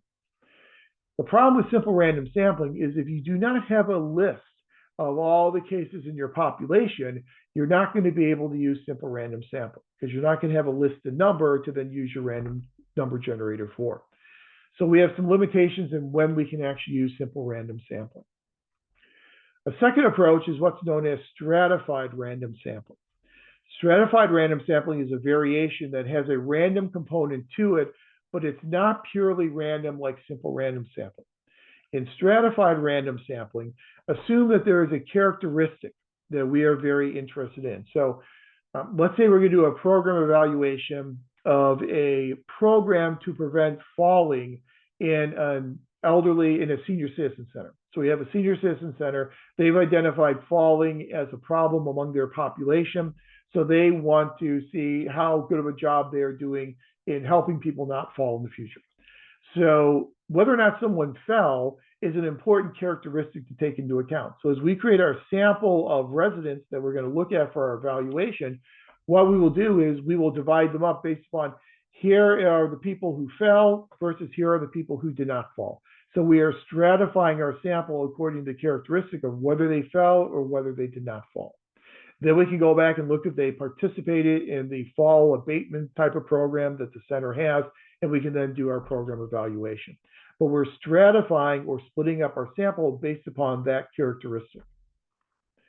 A third type of probability sampling is systematic sampling. If we lack a sampling frame, we lack a list of all the people in our target population, we're not going to be able to use simple random sampling.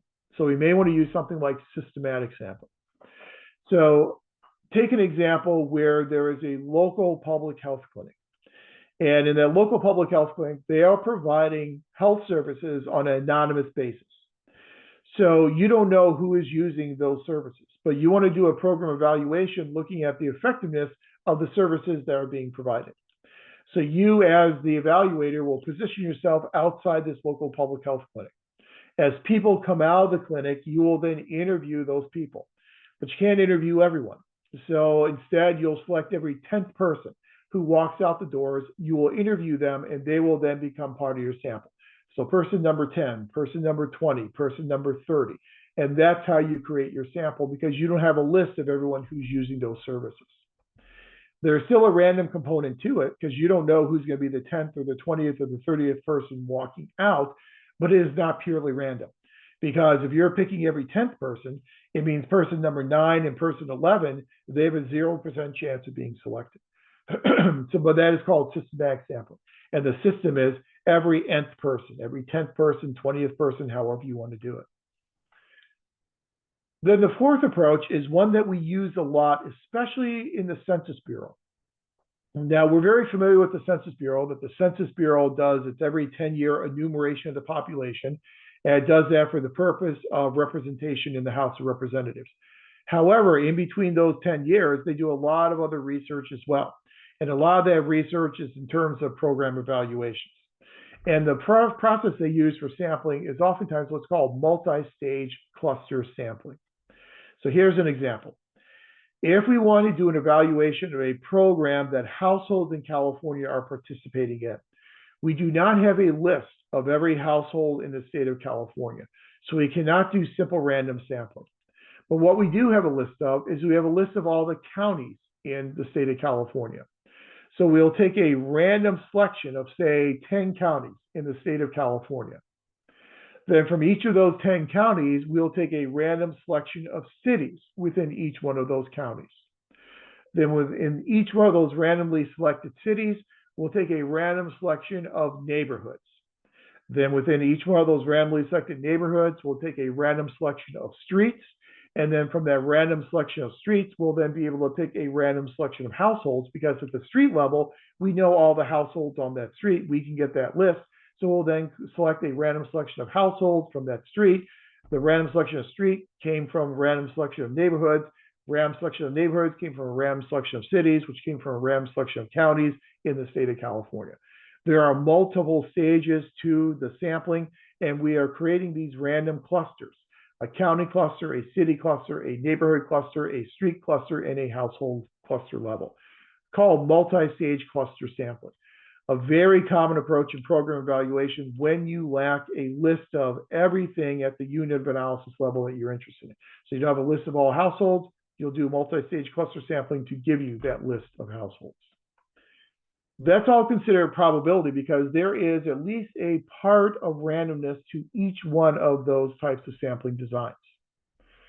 Non-probability designs do not use random sampling. So the one I mentioned before, convenience. So I want to know what MPA students think about PPA 500. So you are all in front of me tonight on Monday evening. So I ask you what you think about PPA 500.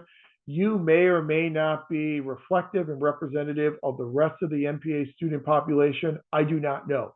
So I can't generalize the results I get from you tonight to all MPA students.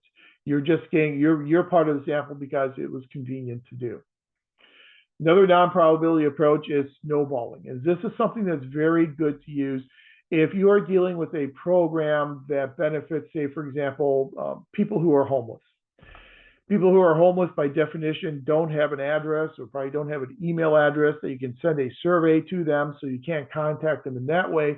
So if you can contact one person, you bump into somebody on the street who is homeless and they participate in your evaluation, you could then ask them to refer you to someone else that they know who is homeless. Interview that person, ask them to refer you to someone else, and so on and so on.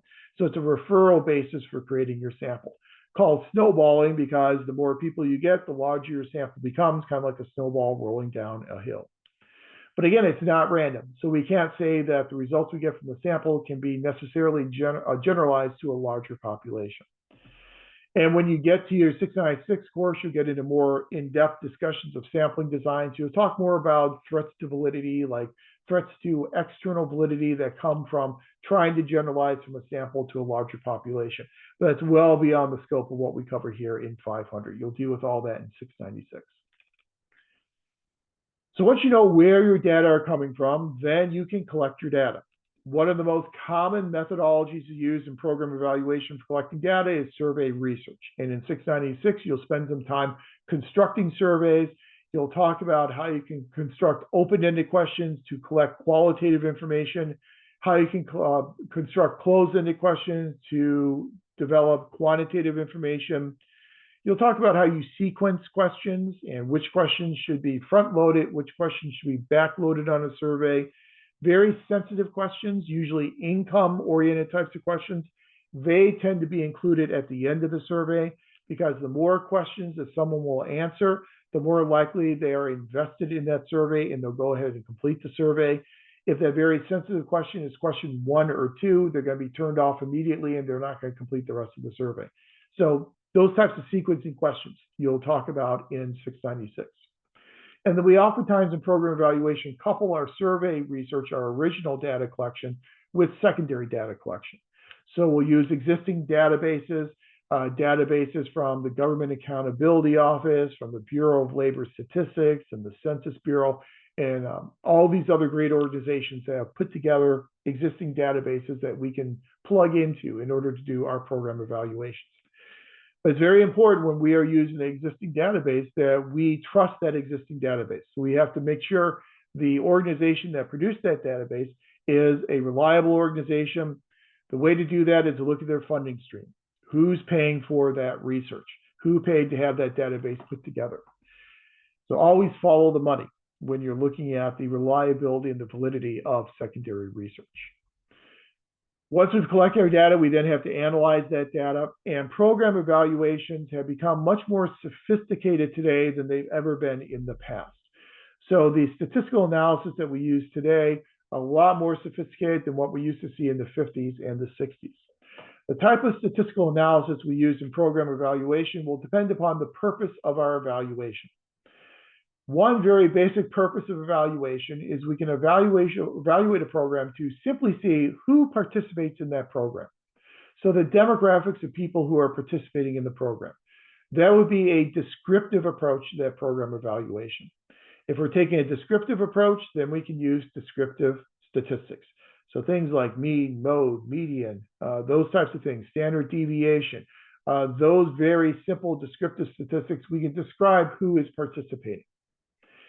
If we're looking more at associations between variables, so we're looking at the relationship, the association between participating in this program and having a less of a likelihood to reoffend, then we're going to get into our more associational types of statistics. So this is where we'll get into things like Pearson's R. We'll get into your gamma and your tau B and all those other types of statistics. What we are usually more concerned with in program evaluation is a causal type of approach. So we want to know what role participation played in reducing recidivism rates. So how did participation result in a change in the likelihood to reoffend? That is causal research. When we are doing causal research, we're much more in the realm of things like multiple regression analysis, econometric models, pooled time series analysis, binary logistic regression, and all those survival analysis, all those other kind of more sophisticated types of statistical approaches.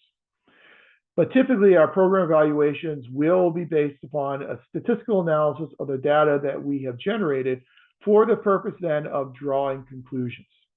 Those conclusions will be conclusions regarding how effective the program has been at affecting and changing the dependent variable that it was intended to change. So how effective is the program and participation in the program at reducing recidivism rates? So you see a lot of overlap between program evaluation and classic social science research methods. And so in your 696 class, when you talk about this, you're going to talk about these classic social science research methods, but you'll be putting them within the service of how we can use these methods in order to evaluate public programs from an empirical basis to determine their effectiveness. So with public policies, we're analyzing them to try and analyze them for their effectiveness at achieving their goals. Public programs, we're trying to analyze them and evaluate them, again, for their effectiveness. When we structure our organizations, when we manage our organizations, we're hoping to do it, again, with an eye on effectiveness. So effectiveness is a common outcome that we're looking at in public administration for organizations, for policies, and for programs. So let's talk a little bit more at this point about effectiveness and what effectiveness is and how we can measure effectiveness. The primary way we usually talk about effectiveness is how well did we achieve what we were trying to achieve. So if we've achieved what we were trying to achieve, we say we have been effective, whether it's an organization, a policy, or a program. While that is the most common way of measuring effectiveness in the public sector, it is not the only way of measuring effectiveness. And so what I'd like to do is introduce you to 4 different models of assessing effectiveness: the goal model, the systems resource model, the participant satisfaction model, and the internal process model. 4 different models for how we can measure effectiveness in the public sector. So the first one we've already mentioned is the simplest and the most intuitive one, and that is the goal approach. It links the stated goals of the program with effectiveness. So if we are achieving our stated goals, we are considered to be effective as a program or a policy or as an organization. It is very simple, and that is one of its primary drawbacks, is that it doesn't consider a whole lot of complications. It is mostly concerned about what the organization or what the policy or program is creating. But it doesn't look at a lot of the things that go on within the organization or the implementation of the policy of the program that could have an impact upon those outputs and those outcomes. It also oftentimes doesn't do a good job of identifying different types of goals. So if we're defining effectiveness as how well we achieved our goal, the question that emerges, what goal are we trying to achieve? Organizations, for example, typically have what they call official goals and what they call operative goals. Official goals are the long-term stated goals of the organization. So as an MPA program, what we are trying to do is we are trying to equip students with the skills and the competencies necessary to be effective leaders and managers in the public and nonprofit sectors. That's our overall official goal. But in achieving that official goal, there can be operative goals that we try to achieve along the way. So perhaps in order to do that, we have to have an operative goal of higher retention rates. Now, our program has a very high retention rate as compared to other programs across the country, but we can always be better. So we want to increase retention rates. That is an operative goal. Obviously, if we can increase retention rates, then it's more likely that we'll be able to educate more students with those skills that they need to be effective leaders and managers. So an operative goal is a more short-term, intermediate goal. The official goal is the long-term goal. So whenever we talk about effectiveness in terms of achieving goals, are we effective if we've only achieved our operative goal? Maybe not. If we've increased our retention rates to where we want them to be, that's great. But if we're still not teaching the correct material and the correct competencies, it's not going to matter for the achievement of that overall official goal. So sometimes it does confuse operative and official goals.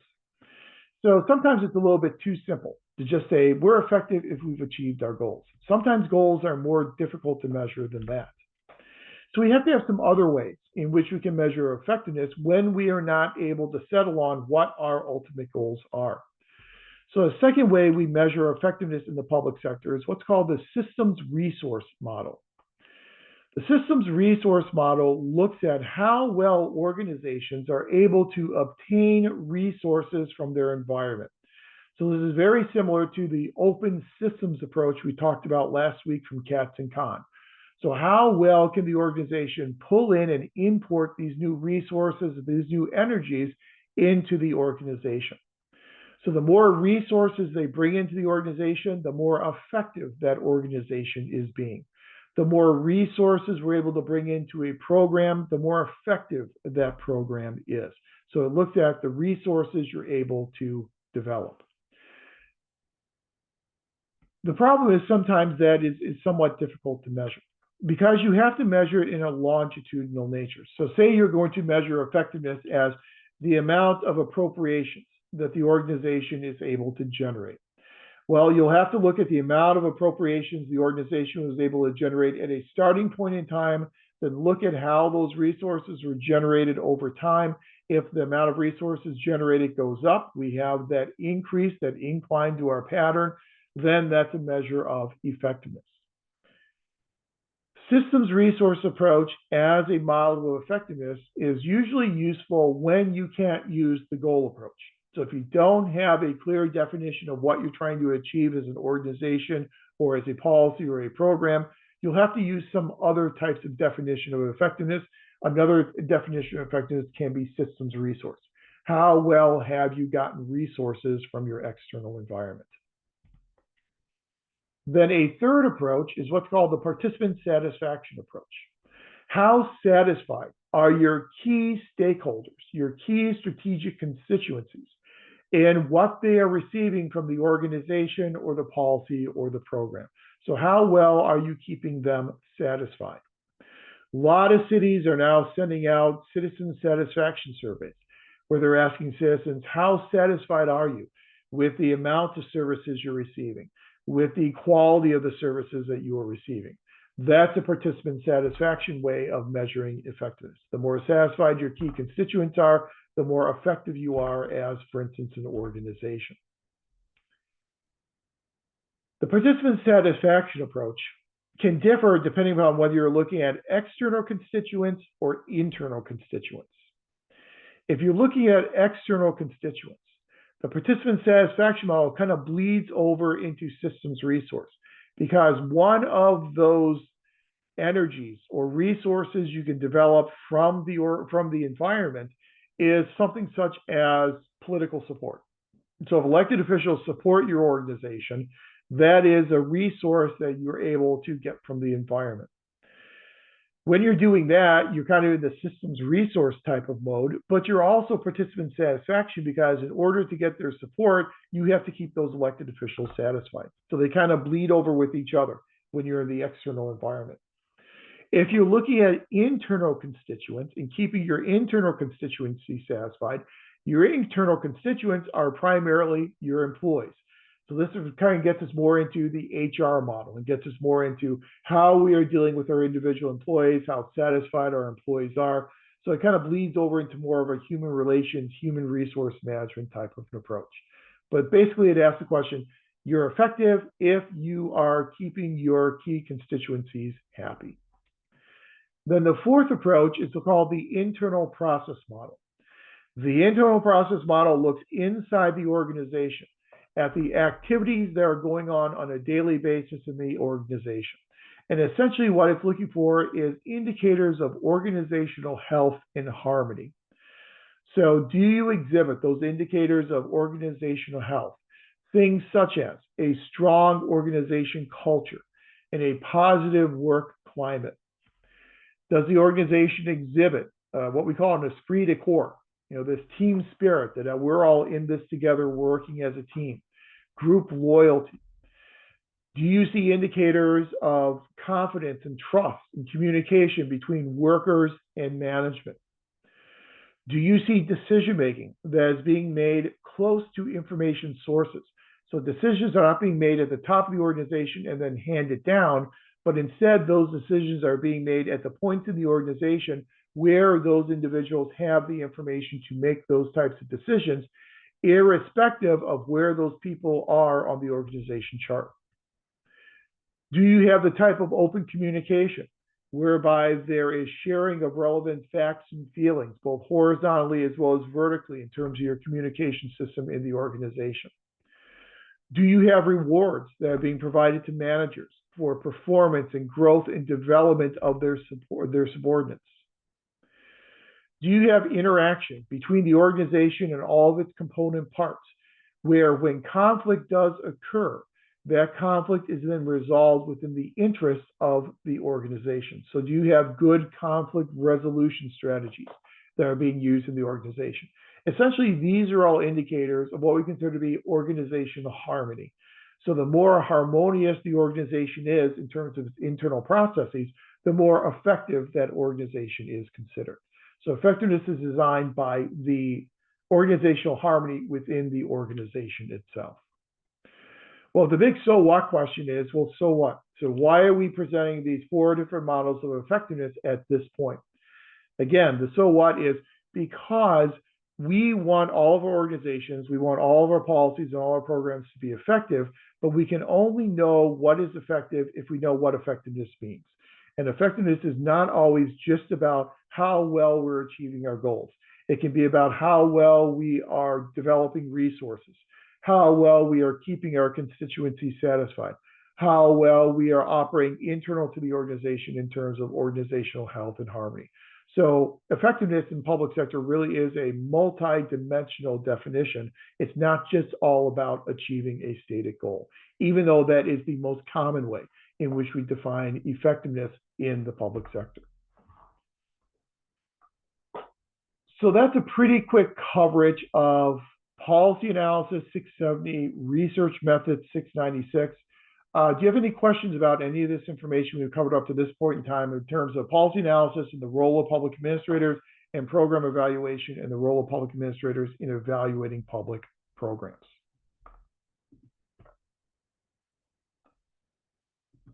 Because if not, what I would like to do, and this is what is listed on the syllabus, so we're not really working ahead, this is listed for tonight on the syllabus, is to then start to get into 577 human resource management. So another of your core courses you'll be taking is 577 human resource management, and you will have that one with Dr. Ed Martin. And in human resource management, you'll talk about one of the primary functions of public administrators, which is managing human resources within their organizations. So in that class, you'll learn a lot of different strategies for how you go about managing human resources, and then talk about how those strategies have changed as compared to what they look like in the early 1900s. And some of this information we've certainly have talked about last week when we talked about the development of organization theory, but to kind of foreshadow some of this information, I think we need to talk a little bit more about what human resources looks like in the public sector and talk a bit more about what government employment looks like. And some of this information, as we've said, is kind of changing because we've had a lot of things going on over the past couple of weeks. You probably saw the news accounts about the email that went out to all federal employees and federal agencies requiring that federal employees respond to the email detailing in 5 bullet points 5 things that they accomplished in their last week of work. And if they did not respond, then it would be considered to be a resignation. A non-response was a resignation. We saw some pushback on that from some agencies where agency heads were telling their employees, don't answer those emails, you don't have to respond. Just recently today, OPM clarified and said it's voluntary. So if you want to respond and list some of your accomplishments, you can. If you don't want to respond, you're not going to get removed from your job by not responding to that email. After OPM then made that announcement, the president then came out and said, well, yeah, if you don't respond, you're either going to be fired or semi-fired. Now, what semi-fired mean? I don't really know what semi-fired means, but the president kind of gave a little bit of a different interpretation of this email as opposed to what OPM did. So we've got some different indicators coming from the White House as opposed to what's coming out of OPM. But traditionally, what we have had in this country is we have had a civil service system. And we've mentioned the civil service system a few times in this class, but in a civil service system, what we do is we hire people based upon their knowledge, skills, and abilities, and we hire them based upon their merit. Now, we have not always had a civil service system. As Woodrow Wilson told us back in the article in 1887, we imported a lot of our civil service in the 1800s from Britain, but we didn't really have a civil service system before that. Our public employment has really gone through three different eras: the era of gentlemen, the era of spoils, and the era of merit. So in the era of gentlemen, people were hired to work in the bureaucracy based upon who they were. So you got your job working in the federal bureaucracy and even at the state level as well, based upon your standing in society. Did you go to the best school, get the best education? Do you come from the upper social strata in terms of your family background? These were truly what we consider to be the gentlemen who were then staffing these positions in bureaucracies. The reason why in the late 1700s and through the early 1800s we were hiring people from the upper echelons of society is to try and add legitimacy to this new fledgling national government. So today we wake up and we really don't think much about the national government being there. It's going to be there tomorrow morning, the next morning, and so on and so on. In the late 1700s, you didn't have that assurance. And so with this new fledgling government, to make people believe in its legitimacy, you would then hire these quote unquote gentlemen to then do the work of government. So from the late 1700s into the 1820s, that was the basis on which people got their jobs. They got their jobs based upon who they were. Then in 1824, we had this very contentious presidential election between John Quincy Adams and Andrew Jackson, Henry Clay, and some other candidates. The top three candidates were John Quincy Adams and Andrew Jackson and John Quincy Adams and Henry Clay. Those are your top three candidates. Since you were splitting the vote three ways, no one got a majority of the Electoral College. And we know from our discussion of the foundations of American democracy, it's the Electoral College, that's how you get elected as president. You have to win a majority of votes in the Electoral College. Well, none of the candidates won a majority of votes in the Electoral College. Andrew Jackson won more votes than anyone else in the Electoral College. Andrew Jackson also won more votes in the popular vote than any of the other candidates, but no one had a majority in the Electoral College. So we know whenever no one has a majority in the Electoral College, the presidential election again gets thrown into the House of Representatives. The House of Representatives then selects the president. The House does that with every congressional delegation from each state getting one vote. So irrespective of how large that delegation is, each delegation gets one singular vote. And whoever gets a majority of the votes of congressional delegations, that's who gets selected as president. So when the election was thrown into the House of Representatives, John Quincy Adams and Henry Clay worked out a deal. The deal was, and both of them denied this, but the facts are the facts, but they both denied it. But the deal was that if Henry Clay would get his supporters to throw their support behind John Quincy Adams, then when John Quincy Adams was selected president by the House of Representatives, he would then appoint Henry Clay as Secretary of State. So the supporters of Henry Clay threw their support behind John Quincy Adams. John Quincy Adams was selected president. When John Quincy Adams was selected president and set up his cabinet, he then appointed Henry Clay as his Secretary of State. That became known as the corrupt bargain of 1824. Obviously, Andrew Jackson and his supporters were none too happy about this quote unquote corrupt bargain. 4 years later, in 1828, Andrew Jackson had a rematch against John Quincy Adams. And in 1828, Andrew Jackson won not only the popular vote, but also won a majority of the electoral college vote and then became president. When Jackson came into the White House, he brought with him this belief that the work of government is something that can be done by the everyday average citizen. He brought with him what was known as the spoils approach. So we moved from the era of gentlemen in the Andrew Jackson era to the era of spoils or patronage, whereby to the victor go the spoils. So the candidate and the political party that won the election had the opportunity to then appoint their supporters to these positions in the bureaucracy. So it was no longer about who you were, it now became about who you knew. So if you support the right party, you support the right candidate, you would then be rewarded with a position in government. And this wasn't just going on at the federal level, this is going on at the state and local level as well. I had introduced you to George Washington Plunkett in an earlier class when we were talking about accountability and ethics. And George Washington Plunkett as a part of this Tammany Hall political machine that dominated New York City. And in his memoirs, another thing that George Washington Plunkett talked about is the lack of need for college. And he gave advice to what he would say young men when they want to become part of government or Tammany Hall. He would say, do not go to college and fill your head with college rot. You are better served by going out there and learning how to round up votes for a candidate, how to support a political party, because that's how you're going to get a position in government, not based upon what you learn in college, based upon which party and which candidate you supported. And that is how the era of spoils worked. Now, obviously, when you're hiring people based upon their party affiliation, as opposed to demonstration of competence and qualifications, you are going to have some incompetence, you're going to have some inefficiency, and you're certainly going to have a whole lot of corruption. And we saw a lot of that not just at the national level, but also at the state and local levels.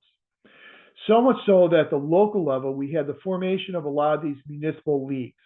And these municipal leagues started floating the idea of hiring people based upon their skills as opposed to their party affiliation. The gentleman you see on the screen there was a member of the House by the name of Pendleton. And Pendleton, for many years, carried around with him in his pocket draft legislation that would create a civil service system at the national level. He didn't really get a whole lot of political traction with it because Congress was being dominated by the two political parties. So he didn't really get a whole lot of support for this civil service legislation. He didn't really start to get support for it until we had a triggering event. We had a policy window that opened with the assassination of President James Garfield. So Garfield gets elected in 1880. When he is elected, there was a gentleman by the name of Charles J. Guiteau, who had written some campaign speeches for President Garfield. There is no evidence whatsoever that Garfield knew who Guiteau was, had ever read or ever used any of those campaign speeches. But Guiteau felt this is the era of spoils. And so I helped Garfield get elected.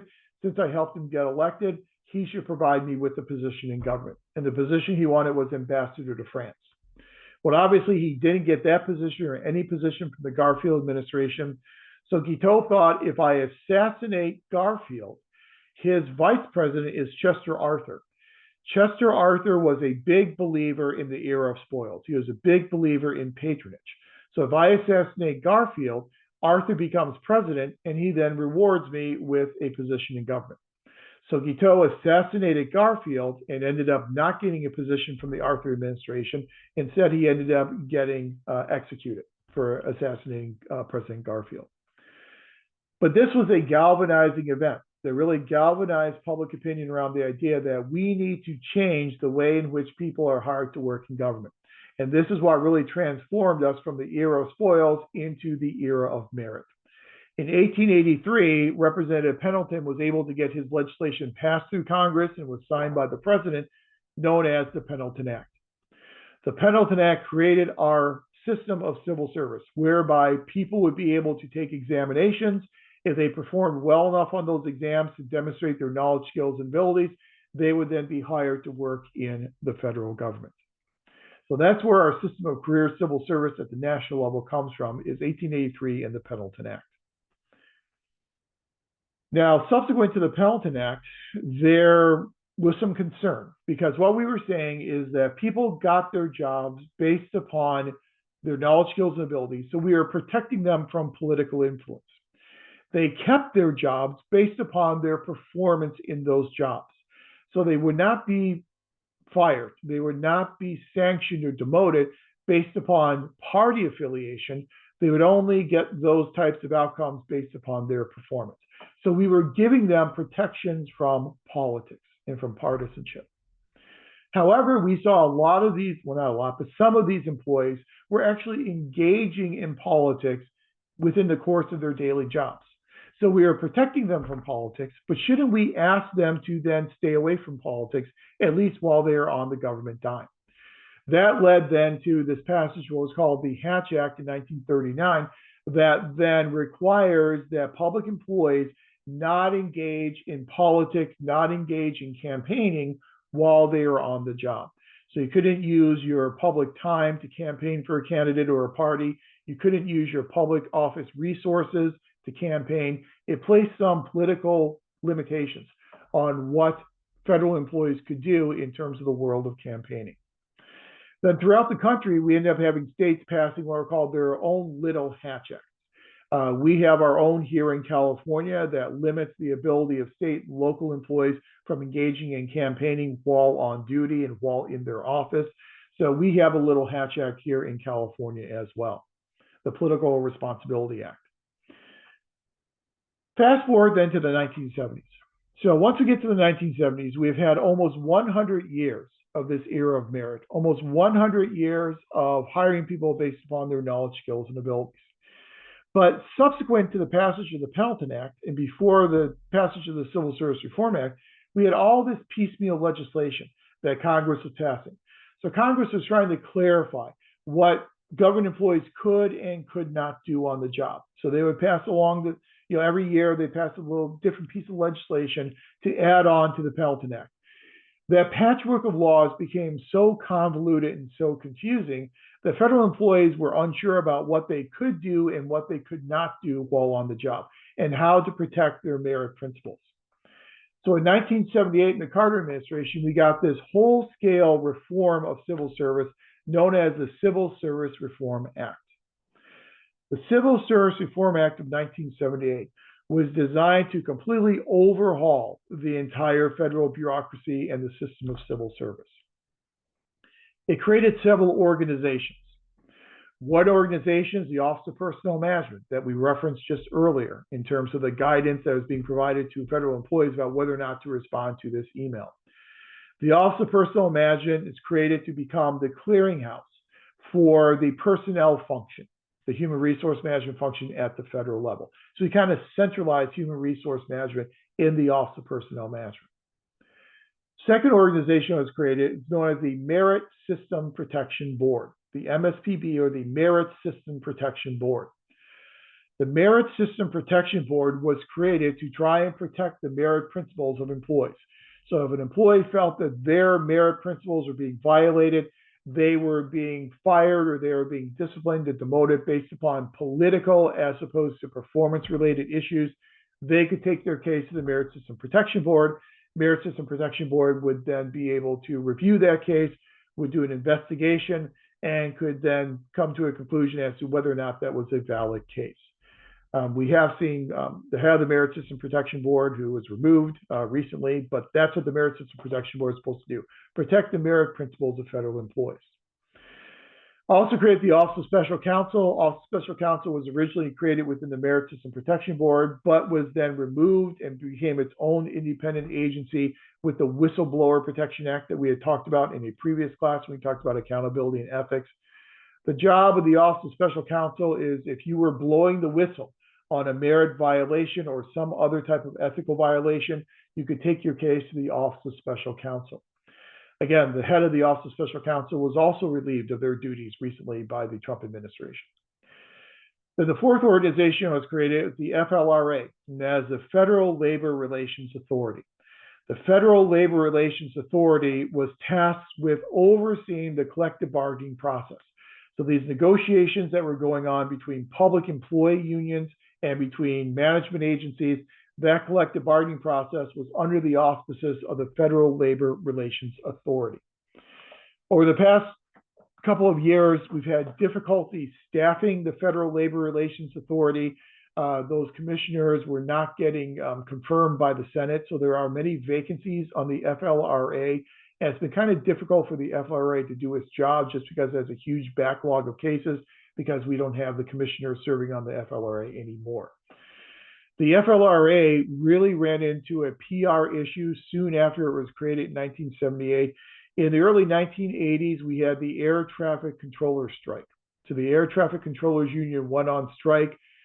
President Reagan at that time told them, if you go on strike, you will be fired because this is a public safety position. Those air traffic controllers that went on strike were then summarily fired by the Reagan administration. They then took their case to the Federal Labor Relations Authority. They said that we have this collective bargaining right to strike. The Federal Labor Relations Authority sided with the Reagan administration and said, no, you do not have the right to strike because your position is so vitally important to public safety. Because the FLRA sided with the administration, it really had a chilling effect on the relationship between the FLRA and public employee unions. And for many years, public employee unions didn't really have a whole lot of trust in the Federal Labor Relations Authority. And then the fifth organization that was created is the Senior Executive Service. The Senior Executive Service was created to try and bridge the gap between all these career civil servants, the bulk of the employment at the national level in the national bureaucracy, to bridge the gap between those career civil servants and the political appointees who were appointed by the president and oftentimes confirmed by the Senate in order to lead these agencies and departments. So your agency departments are being headed up and led by these political appointees, and then the vast majority of your employees are career civil servants. The problem with that is that if a political appointee, when they're appointed, they want to follow the policy directives of the president. Your career civil servants are in their positions for a career, so they're there for 20 or 30 or 40 years. If they don't like the policy directives of this political appointee, they can just say, well, I'll just wait them out because they're going to be gone in 2 or 4 or 6 or 8 years. I'm still going to be here. And so you have this gap between political appointees and career civil servants.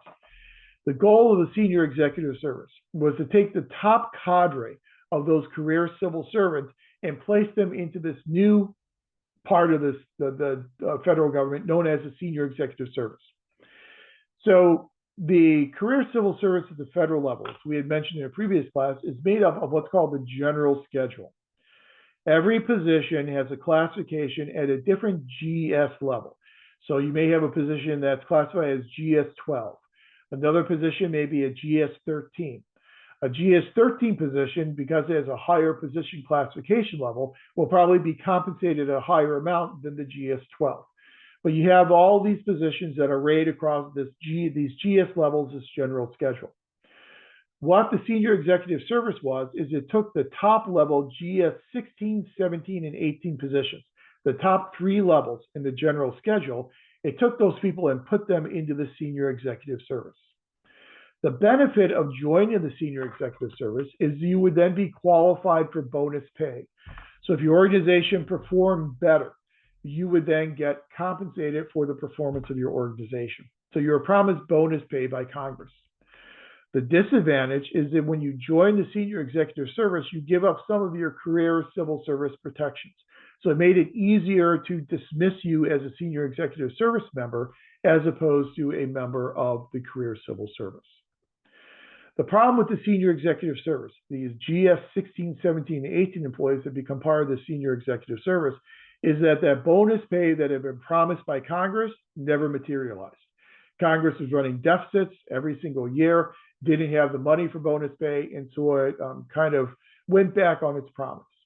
So a lot of these people who joined the Senior Executive Service wish they never had joined it and wish they had stayed in the career civil service.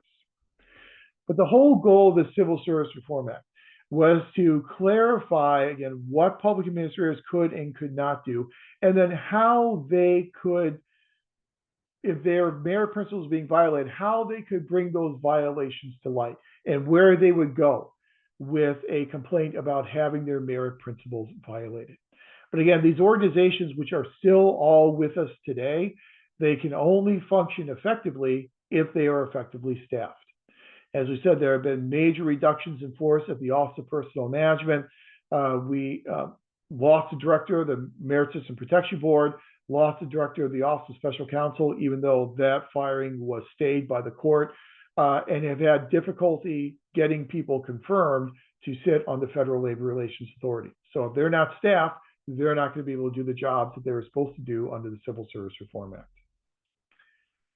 But the Civil Service Reform Act really gives us our modern system of civil service. This general schedule, as we had talked about, really runs from a GS1 up to now a GS15.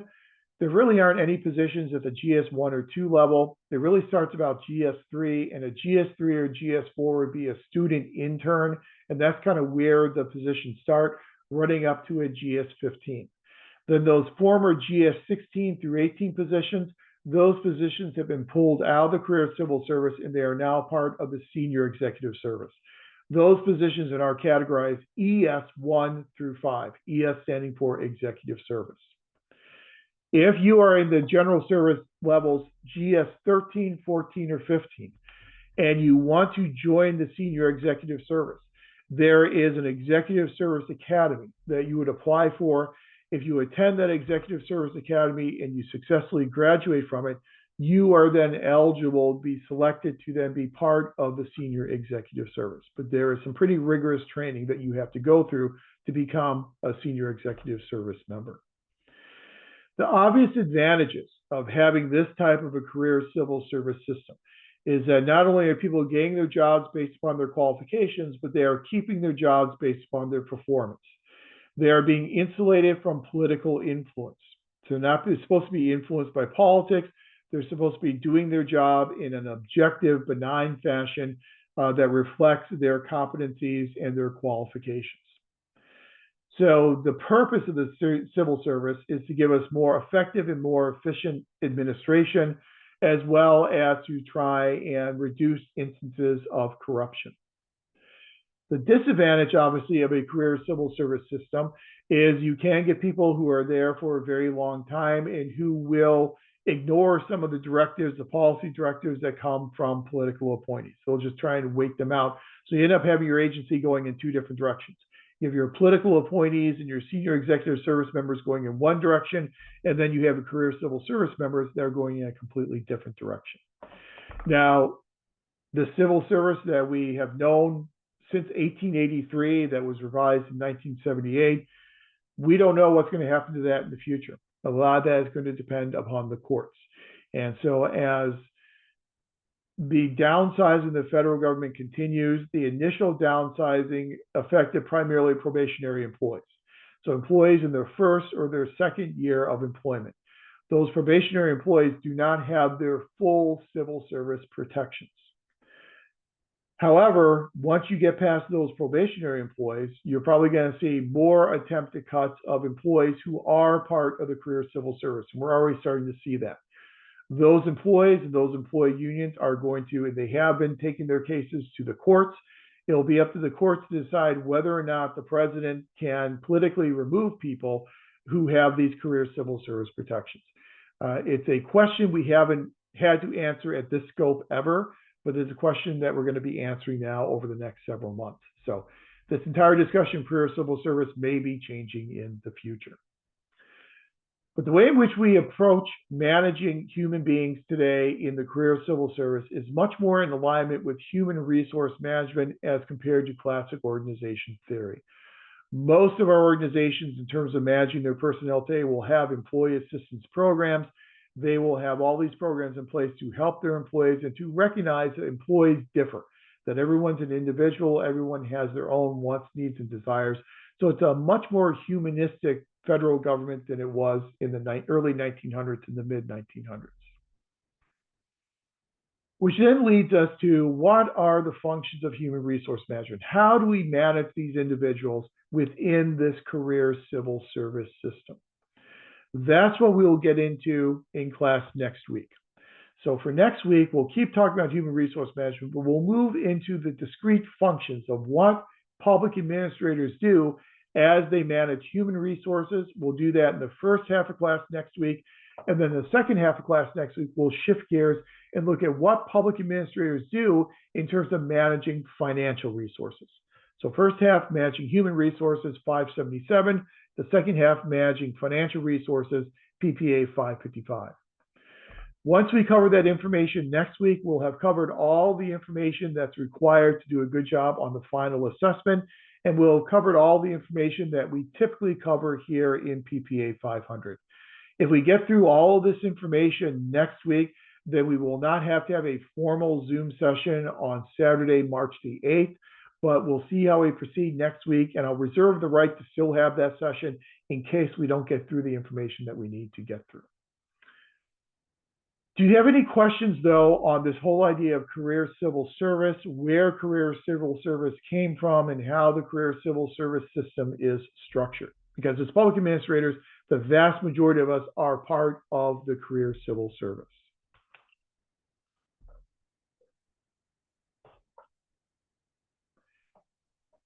Okay, if not, then I think we will leave it there for the evening. Again, if you have any questions about this information or the final assessment, please feel free to send me an email. Thursday and Friday, your response will come in the evening, but I will still be able to give you a response. This video will be up on our site by tomorrow morning, so you can go through this information again if necessary. And otherwise, then we have one more Monday session next Monday, and I will see you then. So everyone have a great week, and I'll see you next Monday. Thank you. Have a good night. Thank you. Thank you. Thank you. Thanks, everyone.